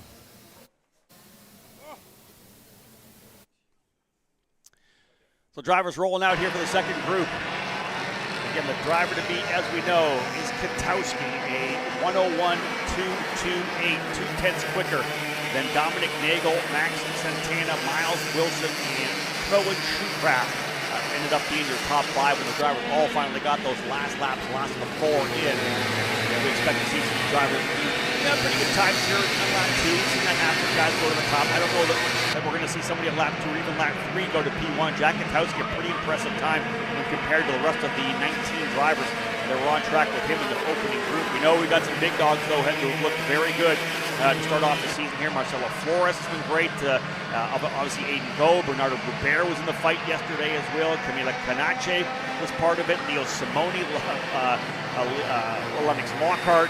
Keep going down the order here. Zeb Godchuk, Hudson Howard, super fast. So, again, as Xander had said from the kind of start of qualifying, this is when we see who is going to be in the spotlight this year. Which driver is maybe the first year in the micros last year, that's their second or third year now, and now it's their turn to move into the spotlight, their turn to learn what it's like to win races and lead races. And that's the beauty of the ladder system. You stay in your program long enough to really gain all the experience you need, then you make the move up, and maybe you make an impact in your opening year as a rookie in a class. Maybe it takes 2 years.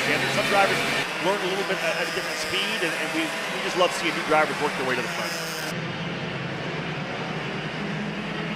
Some kids, it's a little bit earlier, some a little bit later, but that's not always a bad thing either, because again, you look at drivers like James Overbeck, who really has turned things up later on.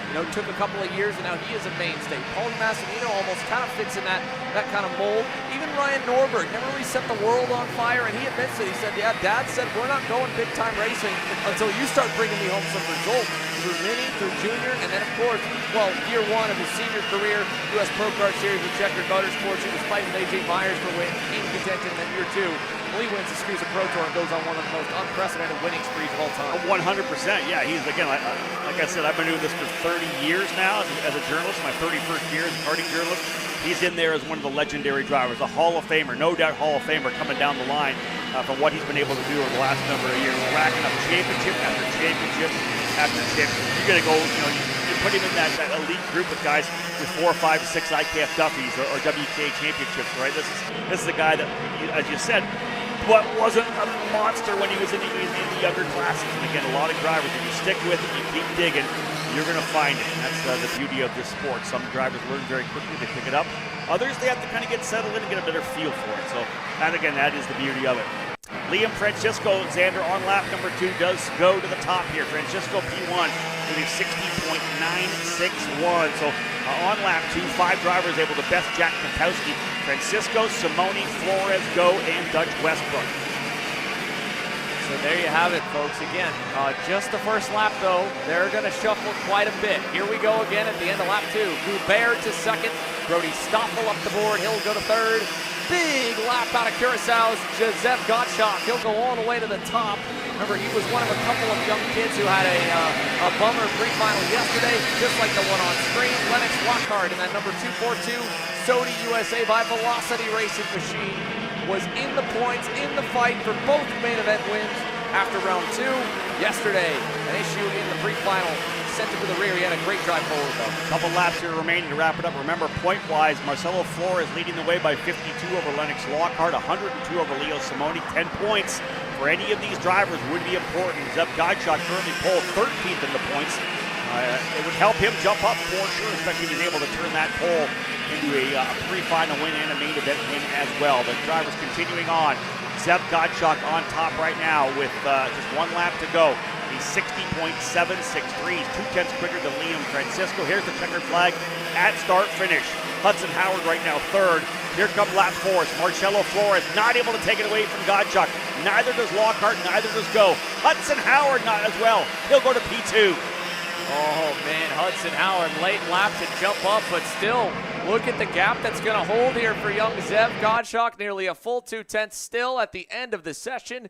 Impressive for Team Bennick and for one of the younger drivers in the micro field who is on the cusp, I think, of a big weekend this year. And again, big brother gets to race across the pond over in Italy. Zev, I think, would love to follow in Wynn's footsteps and join him in the years to come. Performances like that will definitely put your name on the radar. None of the drivers in the top 3 in points able to grab that 10-point bonus on the pole. They would have loved that to try to stretch it out.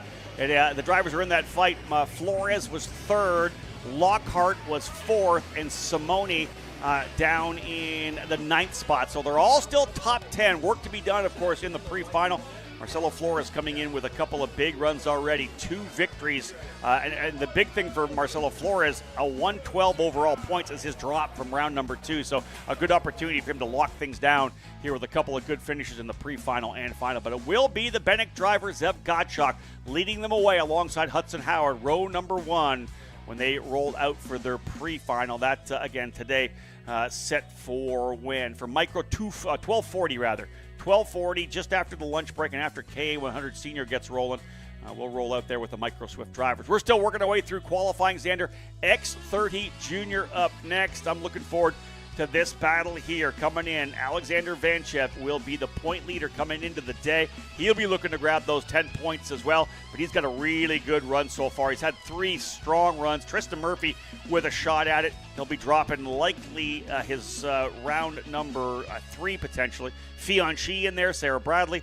But Alexander Vanchev, Xander, looking very good here in X30 Junior. He is. He's going to be lined up again and probably with a target on his back in the fast group in qualifying. So they're on deck. We're still moments away from only the halfway mark in qualifying. Lots of grid still to be set on this final day of action here from Orlando. So you finally want to get behind the wheel, huh? Yeah, I've been shooting for 3 years and I've never got to drive. Well, you're going to need some more gear than just your helmet. Why don't you go to shopakr.com. They got their inventory online, and they'll ship it the same day if you order before 5:30 p.m. Eastern. They got shoes? Yep. Gloves? Yep. Rib protectors? Got those too. Can they make me go fast? No. Here at Acceleration Kart Racing, we've got everything you need to get on track. What happens next? Well, that's on you. Check us out online at shopakr.com. Brandon, why are there all these charges for just over $200 from Acceleration Kart Racing's website? That's because AKR gives you free shipping on orders of $200 or more within the continental U.S. Okay, but I thought you were just getting a pair of gloves. That's what, 70 bucks? But if I'm getting a new pair of gloves, I might as well get a new pair of shoes to match. And then on top of that, I'll get a neck brace because with the shipping, it's basically free. Yeah, I do not think the math checks out on that. Everything you need, all in one place and shipped to your door for free for orders of $200 or more. Exclusions apply. Spend responsibly. Shop akr.com. Colin, I need a new 219 chain. I need a 77 tooth wrist sprocket. I need some more chain lube, and I need it probably as soon as like tomorrow. Dude, are you even listening? Like, we need this to run this weekend. Want anything else? What do you mean? I already got it in the car on Acceleration Kart Racing's online store, bro. All orders over $200 get free shipping. Oh, throw in a set of tires. Done. Everything you need, all in one place and shipped to your door for free on orders of $200 or more. Exclusions apply. Shop akr.com. Brandon, why are there all these charges for just over $200? I'm tired of all this branding business, okay? Branding this, branding that. Why are there all these expenses on AKR over $200? We know, okay? Take a walk with me. At Shop AKR, they have everything you need to start racing at a very cheap and affordable price. They have MXC rims, they got chains, electrical stands, tilt seats, they got MXCs. And if you didn't know, on top of that, any purchase in the continental US over $200, that's free shipping. Hey, aren't you supposed to be in the AKR Anonymous meeting over there? Dude, I'm doing a commercial. Dude, we have no time. It's about to start. Stop. We all love Shop AKR. Me? More than others.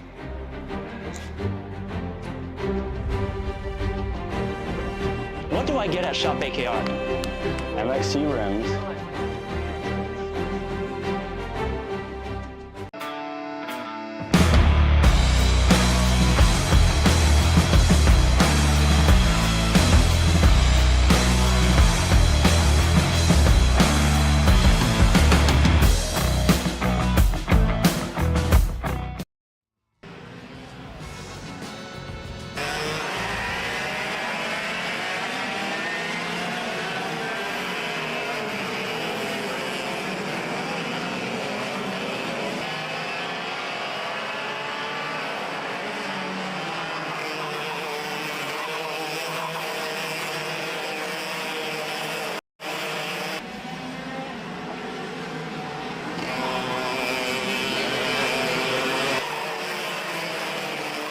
Welcome back, ladies and gentlemen. We are ready for more action from Orlando Kart Center with X30 Junior Qualifying. Fion Shi, one of the drivers here in this group that was in the mix yesterday.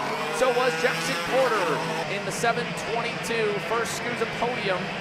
Rob, he had moved over to the Rawlson Performance Group camp after kind of bouncing around, trying to find a good home to continue to develop as he moved from the mini swift class into junior, and even at the end of his mini career, seems like it's been a pretty good fit. Yeah, listen, we've seen a lot of young drivers move over to Mike Rawlson's program, and again, like I say a lot, drivers need to find the right culture that works for them, right? Every team's got a bit of a different culture. Right? A lot of times the culture is top-down, so teams operate a little bit differently, and some drivers are going to be able to respond to that input, that coaching, a little differently depending on what team you're with. It seems like Jackson really has picked things up over at the Rawlson Performance Group. We're seeing that purple and pink machine with Jackson right up front.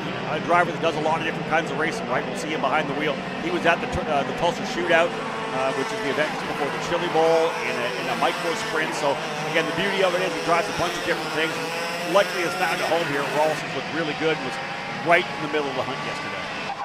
He, along with his RPG teammates here, which definitely makes things a bit tricky, I'm sure, to navigate for the likes of Alexander Vanchev and the crew. I mean, they were pretty much that whole lead group, and how do you kind of handle that? Well, I mean, luckily for them, there was at least someone to mix things up, like this kid on screen, Jose Shermer. What a great breakout main event yesterday was for him. No doubt about that. Shermer was right in the middle of the fight there with Speed Concepts Racing. One thing I'll bring up here during qualifying, remember, yesterday, Fion Shi was the quickest of what is the slower group, but the top 4 drivers at the end of overall qualifying all came from the slower group. So, indeed, the fastest driver, Vanchev, I believe, qualified P5 overall. He was the fastest group number 2.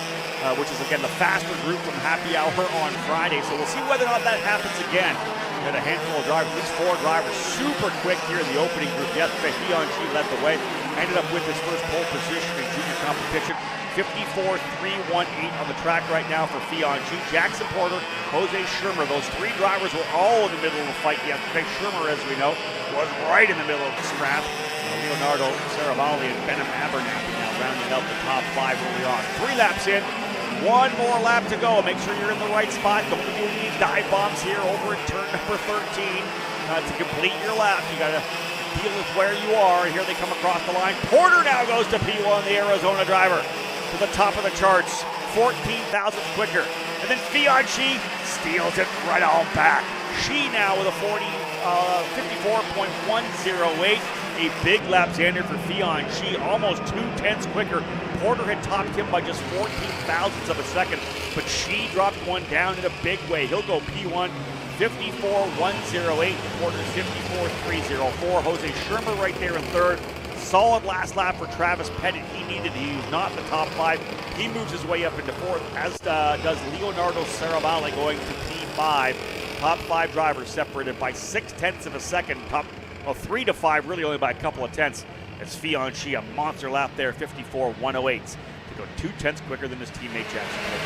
Think about, again, how good Jackson was yesterday. That's got to be a lot of confidence for Fion Shi looking into the fast group for qualifying. I mean, how about this, Rob? When do we really see this? 3 drivers that were all in the fight. More of the lead group in the slow group for qualifying today from yesterday's main event than I think I've seen in a long time. Yeah, I agree with that. We don't normally see the driver, at least 1, 2, or 3 at the top of the slow group go P1 in the end. We're all waiting for that next driver. Hey, what lap are they going to be able to go P1? We've heard us talk about it already today. That fast group, when do they go to P1? KA100 Senior was lap number 2. Right? We saw Kate McQueen go P1 quickly. Not so much. These guys were super fast. They've been right in the hunt. So you wonder what issues those 4 drivers may have had in Happy Hour yesterday. Did they just miss it? Did they get caught up in some pack racing as opposed to outright fast laps? So indeed, we expect to see these guys up front again. Will they be able to hold on to the top spot like they did yesterday? We'll see. Fion Shi's 51.108 divisional pole right now. The mark that will be out front of drivers like Alexander Vanchev, Cole Medeiros, Sarah Bradley, Tristan Murphy, who's in the championship fight. Alessandro Truchot, throw his name out there as well. A rookie like Ashton Wood looking to try to stay in the top 10. And of course, Edward Kennedy, who has been super good throughout this weekend. Xander talked about it in KA100. Flirt with that first big junior win that would open the floodgates up for a young driver. Edward Kennedy will try to go P1 here as well on the end. right? I mean, once someone figures it out, you know, it's when can you get them to stop winning, because they just will not stop. This weekend here, Edward Kennedy is again finding himself on the cusp of a big run. Maybe today he's able to pull it off and head back home on the long flight back to Canada to probably get some more schoolwork done before the racing season continues again over the next few weeks, with a busy finale to this winter stretch to kick off then the regular season that I'm sure he will be here for a lot of, having run most of the regular U.S. events alongside, I believe, a decent Canadian schedule as well. And talking with Dean Keeble over at the Energy Force Americas group, you know, their plan is, again, for Edward, for Kate McQueen, and for hopefully a lot more drivers to really be bringing this brand back to life in the States and run a full calendar year. I mean, I asked him where he was going. He said, everywhere. We're going to be at each one. So here we are, Edward Kennedy already in February, being a talking point for me about one of the major contenders in the future class. It's wild to me to think how long Energy's been around, right? We haven't seen the brand here quite a bit, but you go back to the late 90s in Formula 8 times. Philip Popp had the kart over here working with High Rev Engineering. I actually drove a four-cycle Energy back in, I think, 1998 at one point when I was working for National Kart News doing a test on it. So it's been around a long time. This brand has been around for over 25 years, and they've had a lot of success. Remember a Canadian driver we've seen before, Parker Thompson, won some races as well over in Europe, running with Energy now, of course, a factory Lexus driver. So great to see the brand back, and awesome with Energy Course Americas to be really dedicated to bringing this thing back and have some big drivers over here as well. Yeah, isn't that just so cool to see? More and more brands hopefully will continue to follow this trend that we're witnessing. Just opportunities to be awarded to those that have actually worked their tails off to get it and come to race over here with us. And then at the same point, you know, team owners like with Sandro Truccio, Marco Parolin was here in January. So having to pull more and more of this, you know, respect given, even, you know, in talking with Joe Turney from that long-form interview, and with Mateus Morgado as well. You know, Mateus, it was funny to talk to him. He spent about a third of his life in 3 different continents, about 5 years here, about 5 years so far in Europe, and of course growing up in Brazil. But to see the level of not just interest, but, you know, gravity that the international market and industry is taking to our sport here in the States. Yeah, you talk about Marco Parolin being here. Mick Panagata's been over here many times as well. I'm sure we'll see him here this year for Energy. Of course, Ronnie Sala here this weekend for Beer Arts. So, again, this is a massive market. Let's just be real when it comes down to that. A huge market for for the entire industry. And look, are you kidding me? Last couple drivers across the line. Does he do it again? I think he does. Yes. Yeah. Alexander Vanchev couldn't get him close at the end on the last lap, but the slow group will hold. Wow. How about P1 and P6 for Fianchi and Jackson Porter, Vanchev, Murphy, Medeiros, and Woon do go in the top 5. I'm talking about Ashton Woon trying to get a top 10. Great job for that rookie junior driver. But Fianchi does it again by 12 thousandths of a second. Another pole position from the so-called slow group in qualifying. Amazing job for Fianchi, X30 Junior.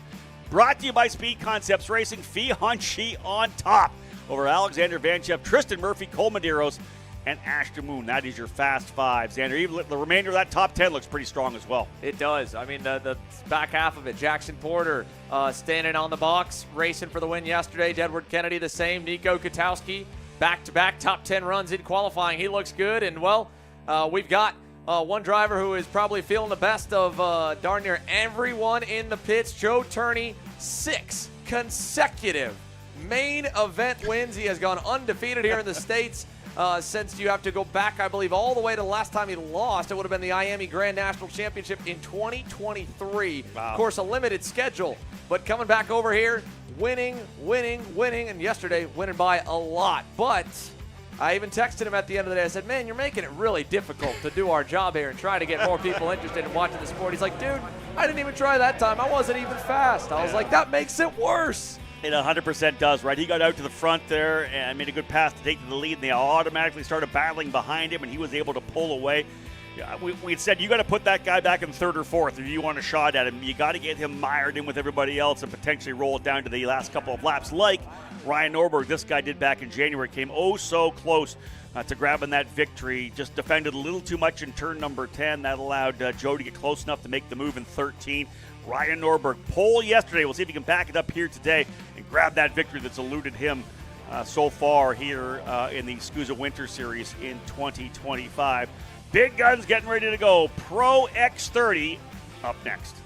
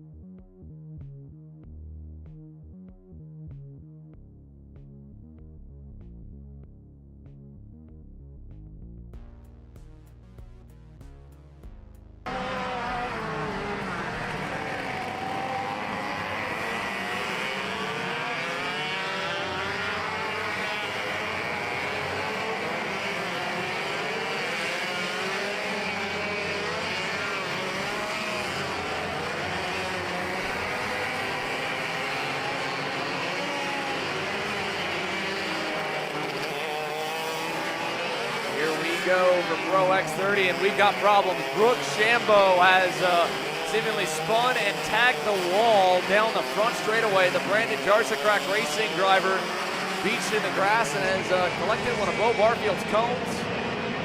So a not great start for her. A slow start here for Vice Racing's Jacob Kolar. Yesterday, able to get up and into the mix of things, Rob, but unfortunately, he has to take some of the blame and shoulder a little bit of it of that 6-car pack that allowed JT to put 5+ seconds on them with some fighting for P2. Yeah, here's the thing about Jacob. I think he was the fastest driver at that point of the race in that lead group.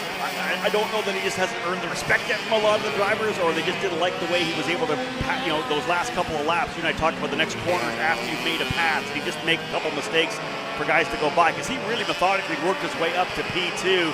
And I think would have been the guy that could have potentially helped run them down and run down Turney, but he's behind him, just didn't give him a shot at it. So indeed, had they maybe played with Jacob a little more and pushed him, they may have been something different. We'll see what happens here as he lays down his qualifying laps. The bottom line is Xander's shown the pace to be up front in everything he's done there this year. He's been on pole as well. It's been impressive. He has been very fun to watch. Jacob Kolar last year got a heartfelt win at the Miami Grand National Championship a month ago, picking the right strategy. And overall, when we come to Florida, we know this kid's going to be fast. And, you know, at some point, even though he may not be the tallest driver out there, we got to stop calling him a kid here. This is a young man who has now been working with his father and building a race team at a shop down in Homestead in southern Florida for a long, long time. And they have really taken a lot of pride in bringing the fight to the big league. I was going to say, Xander, for your time at Homestead, you really had a chance to watch Jacob from a young kid and the whole program that they put together, how they've worked as kind of a privateer team and building this operation.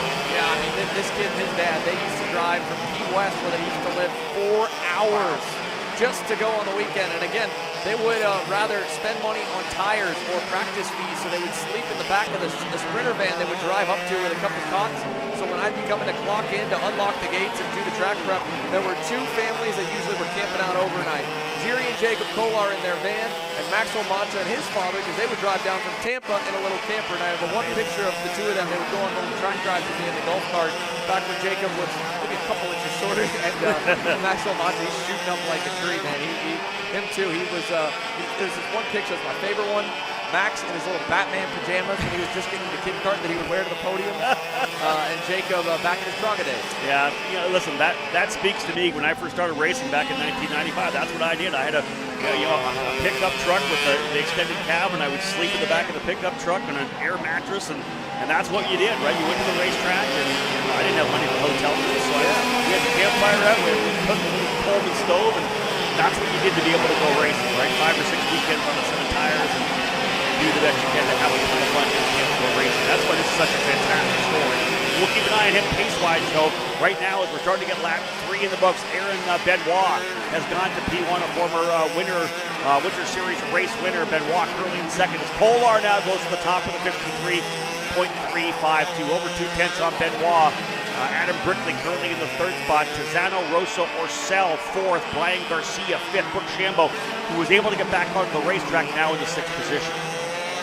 So now, as we watch Aaron Benoit cross the line here on that U-Race Tony Kart yesterday, talked about him marching up the board today, looking a little better to maybe start. Kellen Spear is going to jump to the top 5. And any other movements there? You have Malo moving up on that HRI Mexico Tony Kart. We're still going to wait to see if Kolar puts anything better if he gets one more lap. Again, he waited up to try and get clear track.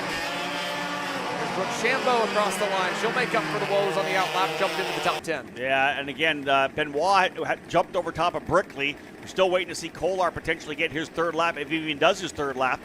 Benoit was, as I said, was 3rd, jumped over top of Brickley by 26,000. So Kolar on top right now, Benoit in 2nd, Brickley 3rd, Garcia 4th. Kolar does get his 5th lap in, and it is better. A 53.198 provisional pole. Where will it stand when the big guns come calling? They've got the call from Mike Smith to roll out, so away we go. The next group already rolling. Kolar, Benoit, Brickley, Garcia, and Rosso Orcel, your top 5. 53.198 for Jacob Kolar, your provisional pole time. But here come the big guns. I'll throw some names out here for you. Norbert Ramos, Massimino Garrison, Bonilla, Gassiet Lee, Burnett, Overbeck, Turney, Vid Montaigne, Colin Lloyd, and Kate McQueen. That's a race all in and of itself, right? You don't need anybody else. You have a badass battle up front. We're looking to see which driver of the 41 in total here in the Pro X30 category, brought to you by Rollison Performance Group, steps up and goes P1 for the inside front row starting spot for the pre-final. Yesterday, Ryan Norberg was able to kind of run up to Austin Garrison at the end of qualifying and get a bit of a tow. Today, he's got the pack lined up behind him. Garrison quick and away on the outlap to try and build the gap, not give anyone any extra help. The number 6 all on his own as he climbs the curbing here towards the grid corner and rockets down the backstretch for his full first lap at speed.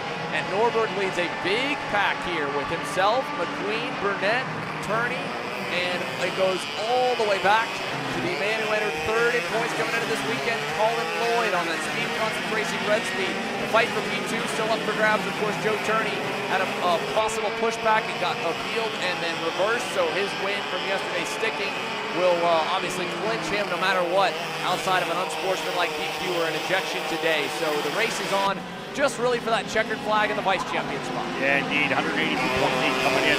What do you do when he's almost perfect, literally almost perfect? The only thing he did not pick up was a pole yesterday, and he finished second in the pre-final on round number 2. Otherwise, he's been P1 in all the other sessions to lead Ryan Norberg, Caden McQueen, Austin Garrison, and Colin Lloyd in the points coming here into Sunday. Qualifying, as we said, with Jacob Kolar, is already done, 53.198.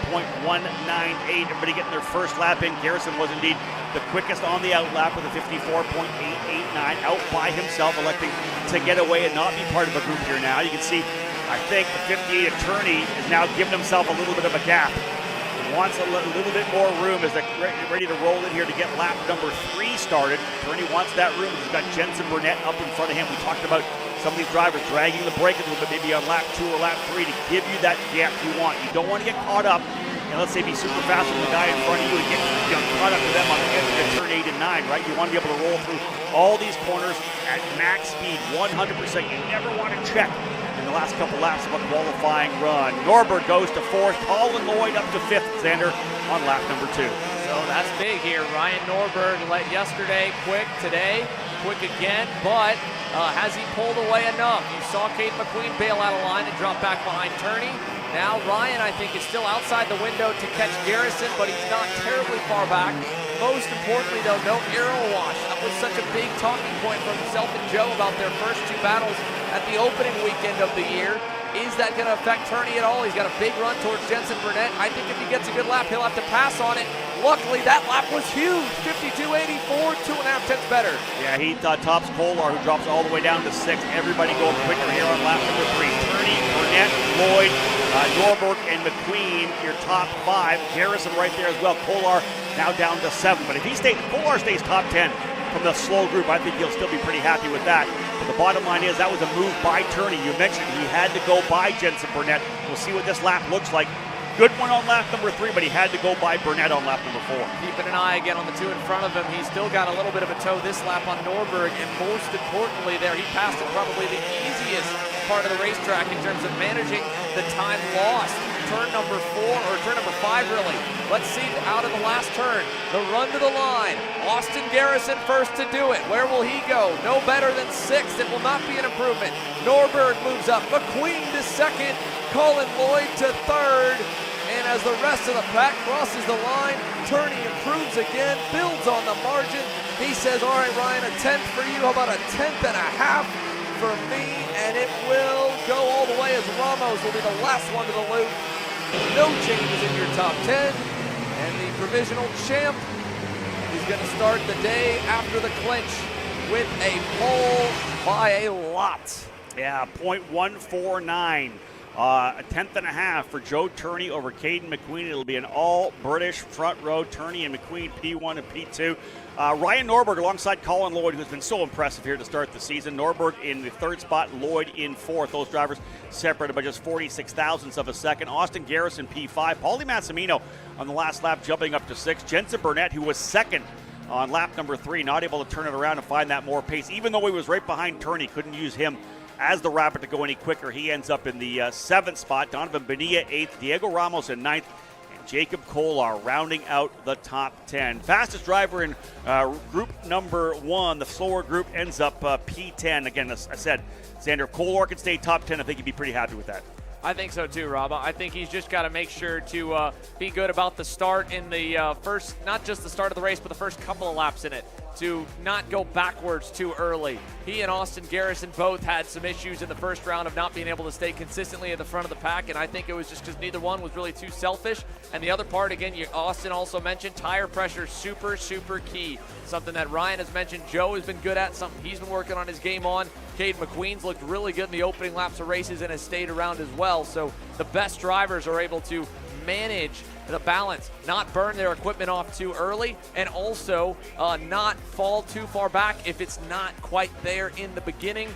The good news, at least for that guy, he's going to have the easiest seat in the house to do it from. Pole, he'll lead us to green, 40 plus. Once again in Pro X30, KA Master currently on deck as well. Jensen Burnett, I think, probably a bit of a surprise for myself, but just the fact that the pace didn't seem to stick from yesterday after what a great qualifying he had, and how good he's looked. I mean, this kid has just been on fire. Well, you remember the one thing that did happen is on starting that last lap, he actually got passed by Turney. So that fast lap, I think we might have been. He was the fastest driver. He actually led Turney to the fastest laps. Was Turney behind him on lap 3? Got passed on lap 4. So obviously we didn't see the pass happen. But wherever it was somewhere in the first half of the lap. He probably had to check up a little bit. I think he still went quicker. Did he go quicker on lap number 4? No, lap 3 was still his best. Yeah. So okay, so lap 4 was slower. Maybe McQueen might have gotten him there at the end as we were going back through. All of it happened quick. I know Joe at least passed him and then had, I think, a clean lap the next lap. Did it an 8 when he got by, a 7 afterwards, chasing Ryan Norberg down. So for Norberg, I mean, this is a bittersweet quali. You start behind him, so you get the inside lane. You tote him around, so you know that you're good. But at the same point, you towed him around. You gave him the extra little bit that maybe he needed to go 1/10.5 to 2/10 better. So P3 for the national number 1. Ryan Norberg looking to try and get a win to kick off his 2025 regular season campaign at the end of the Winter Championships. Fellas? That's a pretty tight qualifying session there, Ryan. P3 for you to end that one. How would you kind of sum it up, and where do you think your kart stands right now? I think we're fast. I think we've just got to try to, stay there for the final. I mean, right now it's all of this stuff is kind of not pointless, but the finals where it actually matters, and we're all going to be there for the final. I think we're all going to go out in the pre-final and we're going to race, pretty easy, and then the finals where everybody's going to duke it out. I think there's 5 guys that are all fast enough to win the race. So I think, at this point we're all just kind of trading positions until the final. So, I mean, it's good to kind of see where we're at, but I think, at the end of the day, it's just, we just got to be there for the final.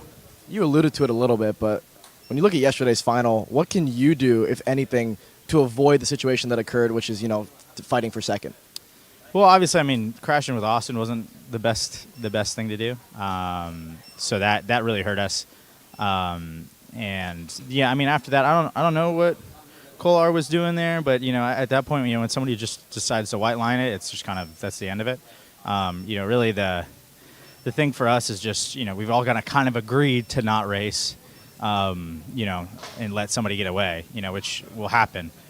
So at this point, it's kind of like everybody, majority of us all have that kind of mutual agreement of like, we're all want to win more than anything, and so no one can just settle for second. So that's essentially what it is. I mean, if somebody wants to, then there's nothing we can do about it. I mean, the drivers and the caliber we're at, the leader, if they go out front and just drive, everybody here knows how to win a race. So, yeah, I mean, if everybody's going to block for second, there's not much you can do. Thanks, Ryan. Yeah, of course. Great insight there from Ryan Norberg on just the mindset of these senior drivers. It's a different level in terms of the way they approach this sport and this level of competition. That's what I love about the fact that we do have some true pro drivers who've stepped forward in the senior class.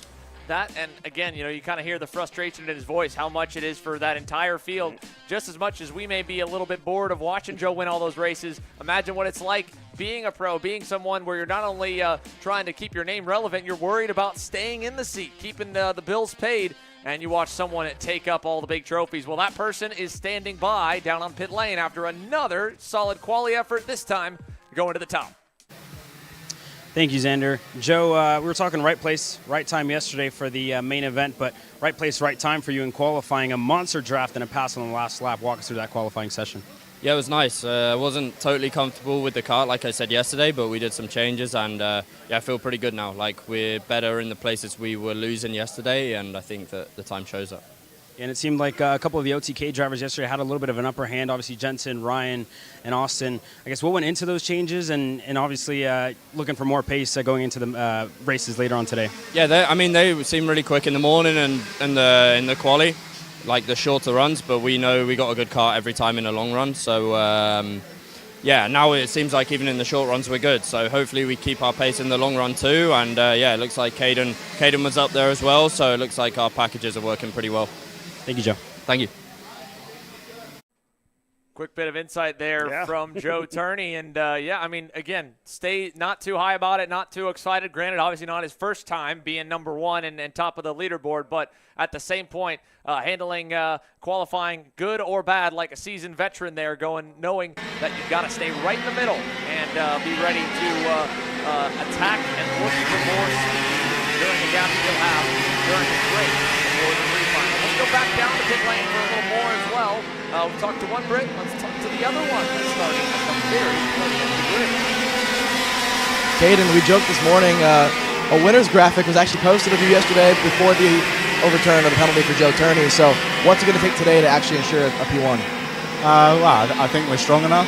I think the qualifying was good. It was a little bit difficult due to my track position halfway through, so I just kind of had to, the early couple of laps be a little bit steady and then go for it on the last lap.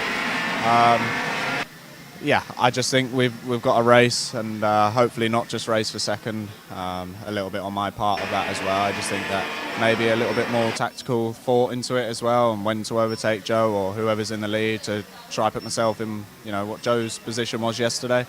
He was in the right place at the right time, and because of the race, he managed to get away. So if I can kind of almost put myself in that position, and if not, then just race myself to the front, then that'll be it.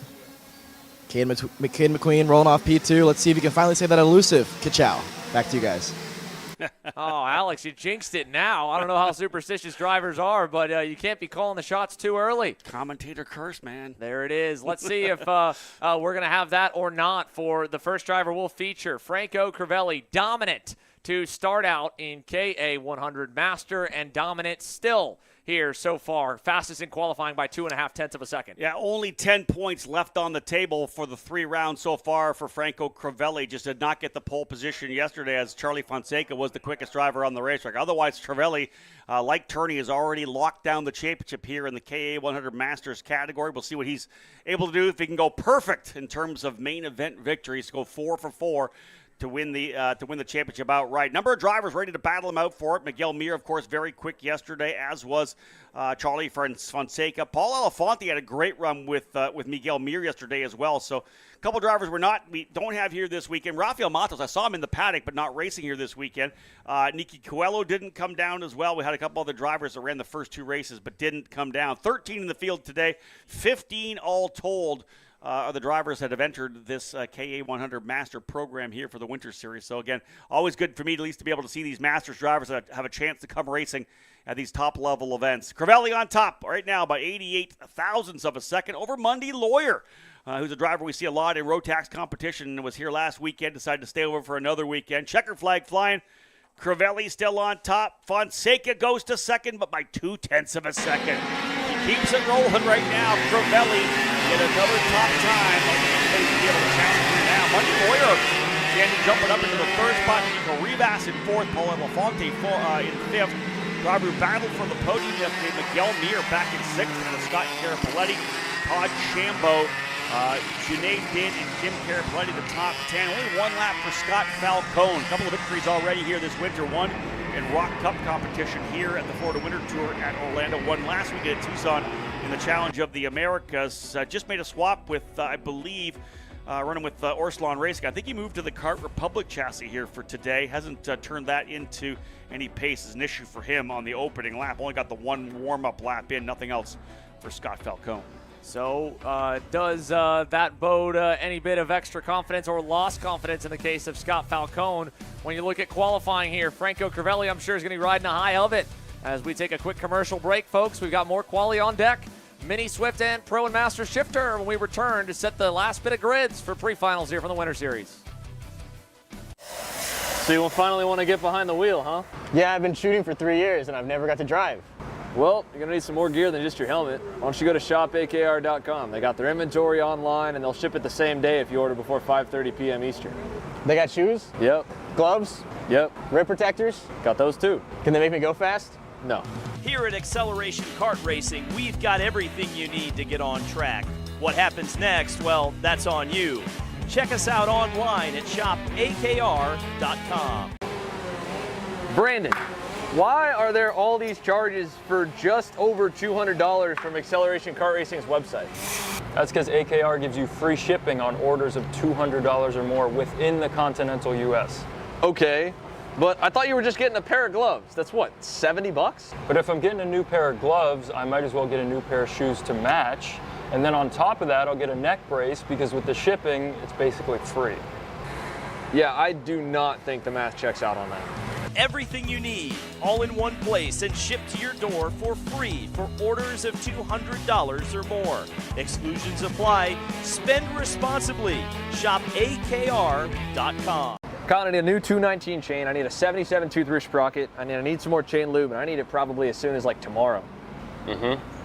Dude, are you even listening? Like, we need this to run this weekend. Want anything else? What do you mean?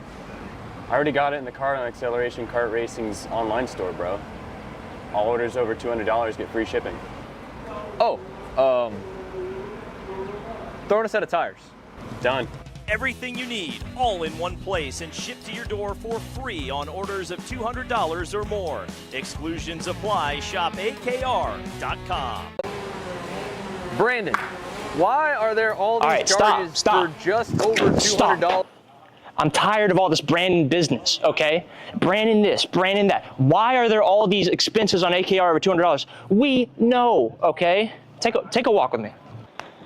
At Shop AKR, they have everything you need to start racing at a very cheap and affordable price. They have MXC rims, they got chains, electrical stands, tilt seats, they got MXCs. And if you didn't know, on top of that, any purchase in the continental US over $200, that's free shipping. Hey, aren't you supposed to be in the AKR Anonymous meeting over there? Dude, I'm doing a commercial. Dude, we have no time. It's about to start. Stop. We all love Shop AKR. Me? More than others.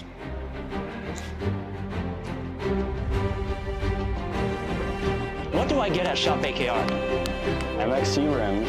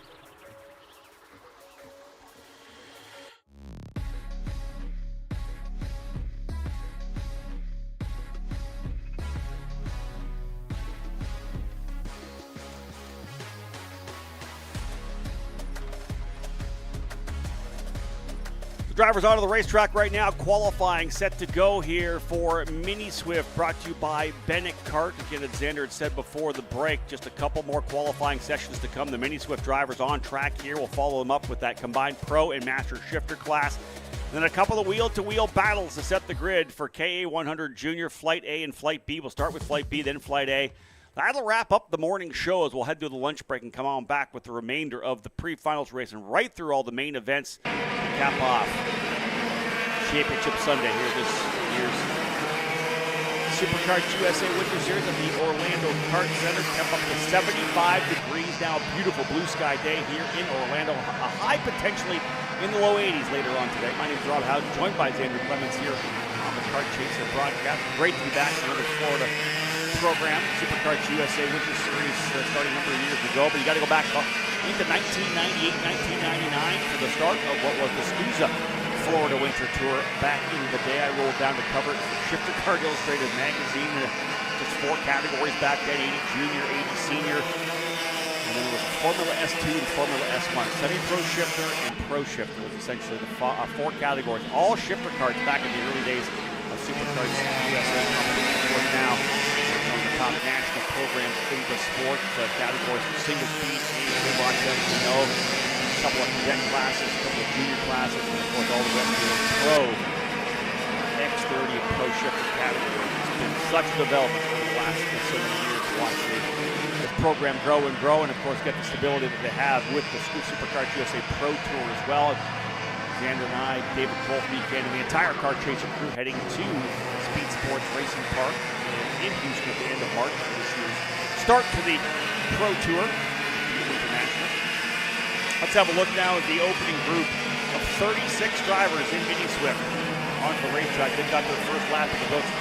Esteban Roque on top right now in the 124. Paxton Romero, Mike Collins, the top 3. Brunk and Emilio Bolanos on the top 5.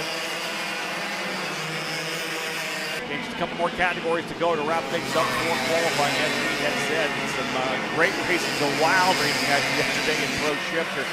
Battle was shaping up between the fight with A.J. Myers and Mateus Morgado. Contact with Morgado getting over aggressive to the inside of turn number 2. They make contact on the exit. Justin White able to slide through for his first big national victory. Getting the championship fight as well.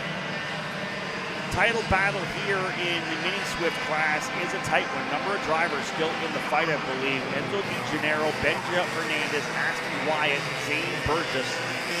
Potentially even William Depot, but I think really the top 4 drivers all separated by a max of 66 points. We'll be looking at the drops. Gennaro's from round number 1's got a 227. Round 2, he'll be dropping at 152. Fernandez rolls in with a 164 drop. He's only 10 points back, so drop-wise at another 12. Aston Wyatt, his lowest run of the year is 190, and Zane Burgess at 81. Burgess still in a really good position here as well, as you know. Having really good results. So, all told, it should be an interesting day for all of these drivers here for a championship in the Mini Swift category. Up top, Colton Schniegenberg on lap number 3, 60.365, almost a 10th and a half quicker than Dominic Gaddis. Paxton Romero, Esteban Roque, and Michael Collins rounding out the top 5. Final lap coming up for the first group, though. The drivers here in the Mini Swift category. You see a number of drivers essentially pairing off, as they often do in the category here, as opposed to running those open laps. That little bit of draft can always help a little bit. There's that 119. Eric Wojciechowski, he's currently in the 6th spot. Pull around here a little bit, though. That's always nice. See what kind of a draft he gets coming out of the corner for Wojciechowski to move his way up. Here comes the checkered flag from Aaron Likens to finish it off. Lap 4 coming in. Romero does not go any quicker, neither does Collins. Dominic Gaddis does, though, 60.343. He'll take provisional pole time away from Schniegenberg by 22 thousandths of a second. Gaddis, Schniegenberg, Roach, Romero, and Collins. The top 5. Under 3/10 of a second separating those drivers. 60.343 to a 60.411. Gaddis and Schniegenberg. Got to expect to get down into the 59s here with a second group of drivers set to go. 17 in total on the racetrack. 19 will, I believe, roll out for the next group. So Gaddis, Schniegenberg, Roach, Romero, and Collins. Top 5. Provisional pole 60.343. Gaddis there in the MPG Motorsports entry. Schniegenberg in the GWR number 137. Number of different chassis in that league group. After that, Roach in the CRG 2/10 of a second back. Next group rolling out on track. Let's see which big guns work their way to the front. Of course, as this Mini Swift category, so many of these drivers graduating out from a couple years of Mike Pro. Zane Burgess, of course, an absolute perfect year last year. So impressive. The driver now supported by the Andretti Global Group and running that Sodi Kart, number 156. Cameron Johnson's been good. The other Sodi Kart driver, Master to watch out for, point leader. Enzo Di Gennaro with the 190. Benjamin Fernandez on 105. William Vitor's been really good as well on the 113. Santiago Orioli, a driver to watch. Lawrence Perriman had a good run yesterday, getting into the top 10. Ashton Wyatt in the championship fight. As you said before, Nathan Ramirez. Danny O'Gara had a good run coming from deeper in the field. O'Gara will look to keep his head down. A better qualifying effort for O'Gara could put him in the fight potentially for a top 5 or even a top 3 or a race win. You never know once you get yourself into that lead group. Dominic Gaddis, though, MPG driver on top, winning 60.343. We'll see how things shake down. There's Zane Burgess there in the 156. He'll immediately get attacked to the inside of 13. At turn 14, back by start for Di Gennaro. Leads this group. Not a bad guy to get behind. Enzo Di Gennaro, very impressive. Absolutely perfect yesterday. Fast lap of the race. That was Santiago Oriola's almost perfect on the day. Qualified on pole, won the pre-final, ended up getting the victory in the main event. Oriola did steal away the 10 points for the fast lap. Lawrence Perriman, the fastest driver on the opening lap. He'll go 13th with a 61.291. Perriman on the Brandon Jarson Track Racing LN Kart P1. Taron Odom turning the wrenches on that machine for Perriman. Saw run to the top 10 for him yesterday. Benjamin Fernandez right there on the 105 as well. The Kart Republic machine. Burgess right behind him. Everybody lining up. This is one of those interesting ones. Danny O'Gara in there as well, I believe. What do you got in terms of where you are in the race? I'm talking about the fact that you're just in that group. Running 3 lap 4, you're going to do the best the group does. You got to drag the brakes somewhere where you kind of back off a little bit and get that run on the last lap, right? You never want to be held up with somebody where you're kind of lifting in the corner or dragging a brake on lap 3 or lap 4. You got to be ready and positioned well, especially if you're trying to get a draft. We'll see what Burgess does here right behind Benjamin Fernandez. Lap number 2, driver's gone up top. So already the driver, Dominic Gaddis, down to 5th. Di Gennaro, 60.077. Maxwell Macha, 60.314. Simon Klein up to 3rd. Nathan Ramirez in 4th. Wyatt all the way down in the 5th spot.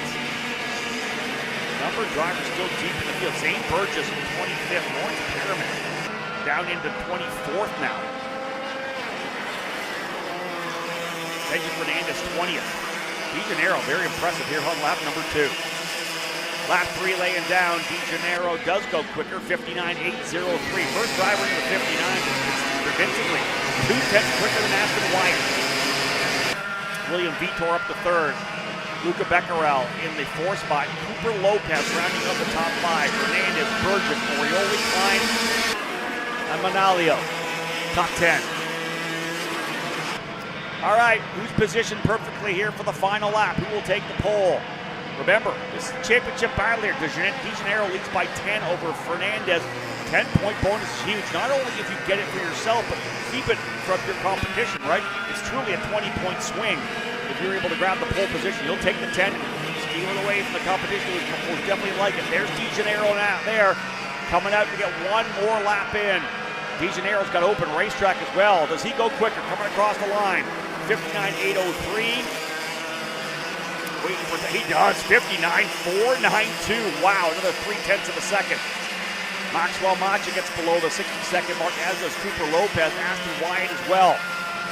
Big shake up there to Di Gennaro, the point leader, grabbing the 10-point bonus for qualifying on the pole, almost 0.4 quicker than Cooper Lopez, a 59.492 for Di Gennaro, who's closing up to the drivers in front of him.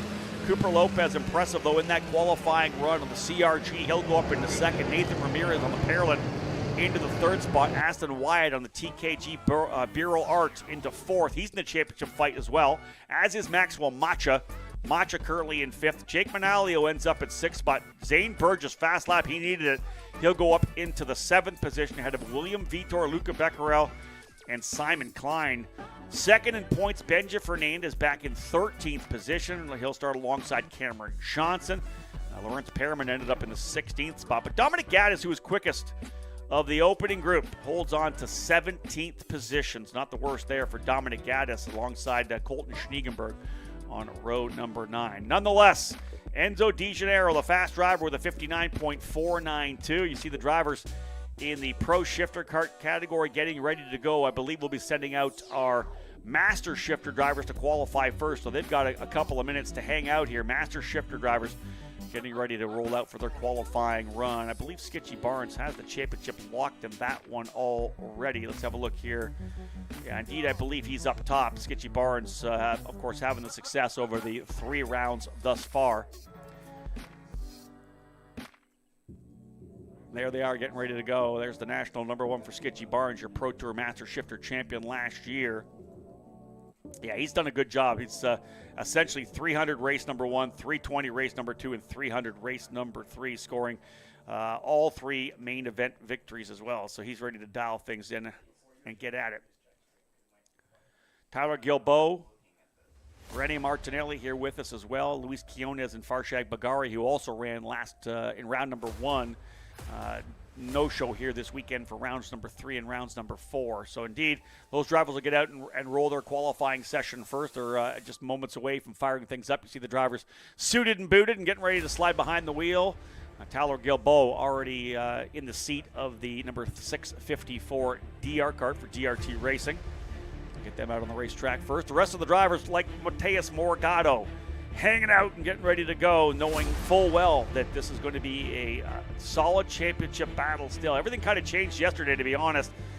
It would have been different had we not had the big run. Justin White now only 14 points behind. Justin White dropping a 225. Mateus Morgado, as it runs, dropping a 234. So call it about a 24-point gap when they get back at it here again. Very impressive. Actually, no, it's the other way around. We'll see what happens. This is going to be very interesting to see what shakes down here because it's super close up front. Gavin Bailiff currently in the 3rd spot. He'll be dropping a 158, so an opportunity for him. A challenge. This is definitely up for grabs in the Pro Shifter Kart category, brought to you by PSL Karting. Master Shifter, presented by Velocity Racing by Sodi USA. Skitchy Barnes, the Bermuda driver, behind the wheel. He's getting ready to get at it as well. Skitchy was actually up there battling with a couple of the Pro Shifter drivers yesterday, which was fun to watch, with 15-year-old Lucas DeLongchamp right in there as well with Nicholas DeAndrea. Good to see Skitchy in there battling away as he was able to get yet another win, his 3rd victory of the year. So indeed, when you factor in the drop, Morgado with a 5-point lead over Justin White. So this is going to come down, again, pole, it's going to be the pre-final, the final. You got to maximize in this category. You can't make a mistake. Yesterday, again, Morgado had been able to come. Even 2nd spot will probably have locked things down, but the contact between he and A.J. Myers allowed Justin White to roll through for the race win. His first national victory. He'll have a ton of steam moving forward here into Sunday, as once again we'll refire the battle with Myers, Morgado, Bailiff, Justin White, Saraceno. The top 5 drivers yesterday, mixed up in a different order, obviously.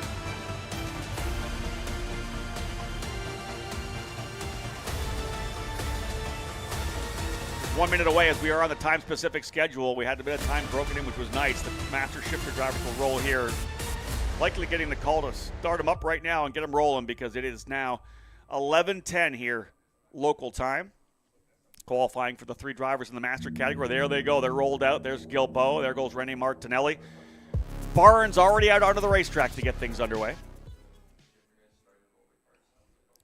Of course, the pro drivers now about to get themselves set. The helmet sock on, helmets on, gloves on, stretched out. That mindset right. Barnes rolling out. Multi-time Bermuda Kart Club champion.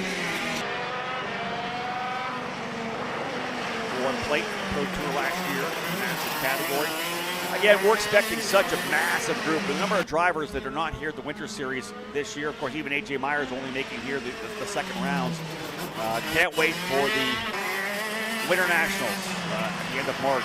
That's Speed Sports Racing Park, bringing everybody back, right? We've got the GFC drivers out there. Of course, the factory car drivers, Bill Musgrave. It's going to be a big field in the pro shifter category. And I'm hoping we're going to see a solid group of drivers and Masters as well. There's always been a good group of Masters drivers out of Texas as well, so that Speed Sport race could be big. Again, championship's going to be big here this weekend, as we said, in Pro Shifter, but a big victory yesterday. The winner who was able to grab that first national triumph, Justin White, standing by right now with Alex Anderson. Justin, after your first Pro Shifter win yesterday, has it set in yet? It kind of has a little bit, but now I expect more for myself, so we're going to get it out there today, you know?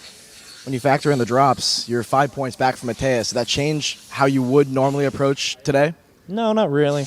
I mean, at the end of the day, we're just going to go for as much as we can get, and whatever happens, happens. Kart's been quick all weekend, obviously, with the win, but how do you kind of feel like your kart stands on a one-lap pace?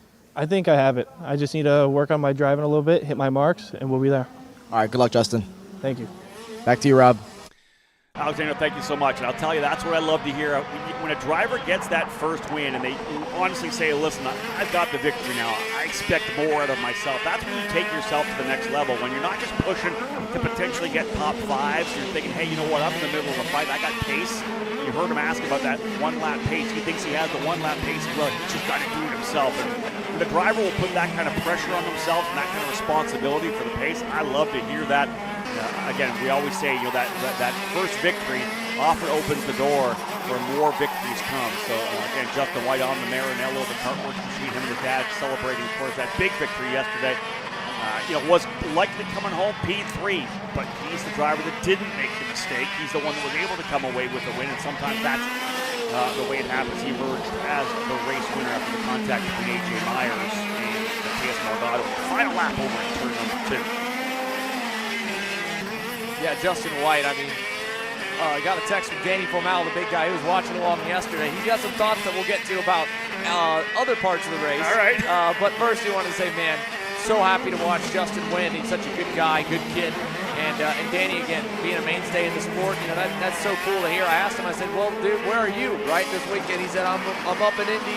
We're bouncing all over the place. I think he's headed to New Orleans this week for coaching with Marcella for the second leg of that Academy Winter Series that's racing right now down in Homestead. But, yeah, I mean, for Justin White, for that Maranello crew, 3 of the 6 opportunities you could get trophies in shifter categories yesterday, they got them. So they were batting 50% with only 1 entry in Shifter Master, so 1 for 1 there, and only a couple of entries in Pro Shifter. And again, 1st and 3rd, that's big for a brand like that. It would have been huge for them. It was still huge for them to run as good as they did in Vegas. It would have been even bigger to get a win there.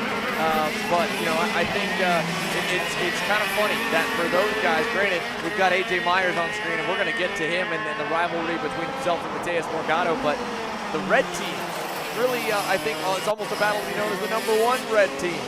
The Maranello guys saw that Burrell had already been calling themselves the Red Army. Yep. They're the Red Mafia in return because they too want the same level of respect. So, it's a good day to be a Maranello fan. On if you were watching yesterday, not the best day to be a fan of the Magic Man. Yeah, we'll give a shout out to Nathan from Vermont Kart Company, of course, the importer of that Maranello chassis, the guy that got behind that machine and has developed this group, the Red Mafia, as you say. Joe Rook coming off a big win as well in the Masters category out in Tucson. So the Maranello's been winning some races here in the last couple of weeks. And again, this is, like you said, the Magic crew, Magic Kart USA, thought they may be staring down a victory on Saturday. Did not come to pass with the contact between he and Morgado. Let's head back down to Alexander Sorrell on pit lane with a quick note.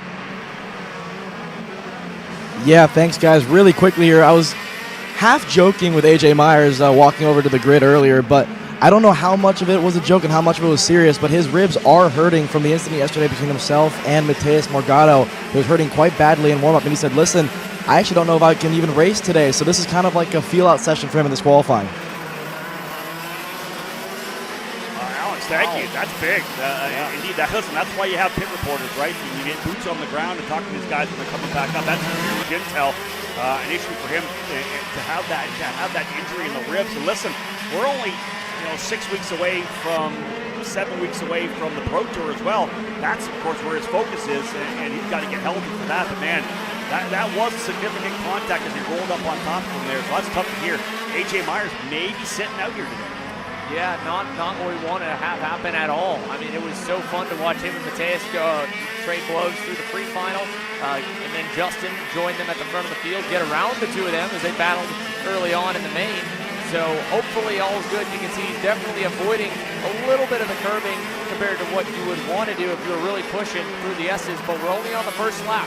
Let's see when he decides to go. That still looked a little shaky, I feel like, Rob, watching his hand movement in turn 1. Yeah, and again, where is he placing the cart, right? Let's take a quick shot out to Skitzy Barnes. We didn't really update the Master Shifter category. He is the fastest driver with a 51.136, 2 tenths quicker than Kenny Martinelli. Tyler Gilboa right there as well in third. So Barnes with the pole position again, already locked him down the Master Shifter Championship here, but on the pole once again for Masters. But again, yeah, exactly that. Keep an eye on AJ. How does he attack the racetrack? We know this track requires you to hammer the curbs quite a bit, especially through turns 11 and 12. See Morgado come through. Yeah, boom, boom. 2 big hits. You're getting the left side, you're getting the right side. When you come through as hard as you can. Morgado coming around to put his second lap in. He was a 52.412 on lap 1. Goes a 50.421 on lap number 2 to go P1. Ken Myers literally attacked this racetrack enough to put himself back on the front row. Well, whatever he did that lap worked. 50.33, he goes quicker. Andrew Boydeshow next best, half a second off. 6/10 off for Gavin Bailiff. Surprising and not surprising at the same time to see the two best, the number 1 and the number 3 plate, able to put that big of a margin over the whole field.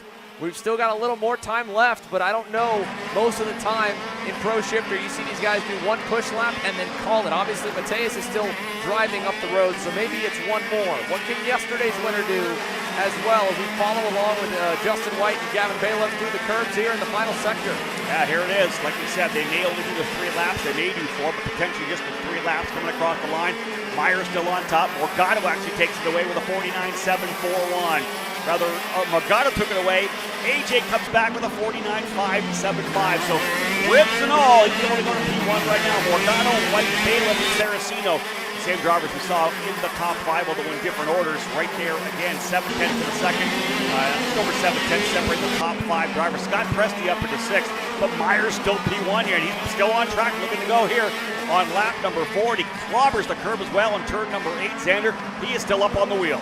I don't think I've seen A.J. Myers that hot in a minute, and that's saying something because he is definitely a driver that you don't have to guess what he's feeling like. But yesterday, the way it ended, the way it played out, and how good he felt, granted, you can see a little out of shape there over the curbing. He's not feeling good, but I can promise you one thing, Rob. If that number 1 plate's anywhere near the front of the field, you bet A.J.'s not pulling in early here.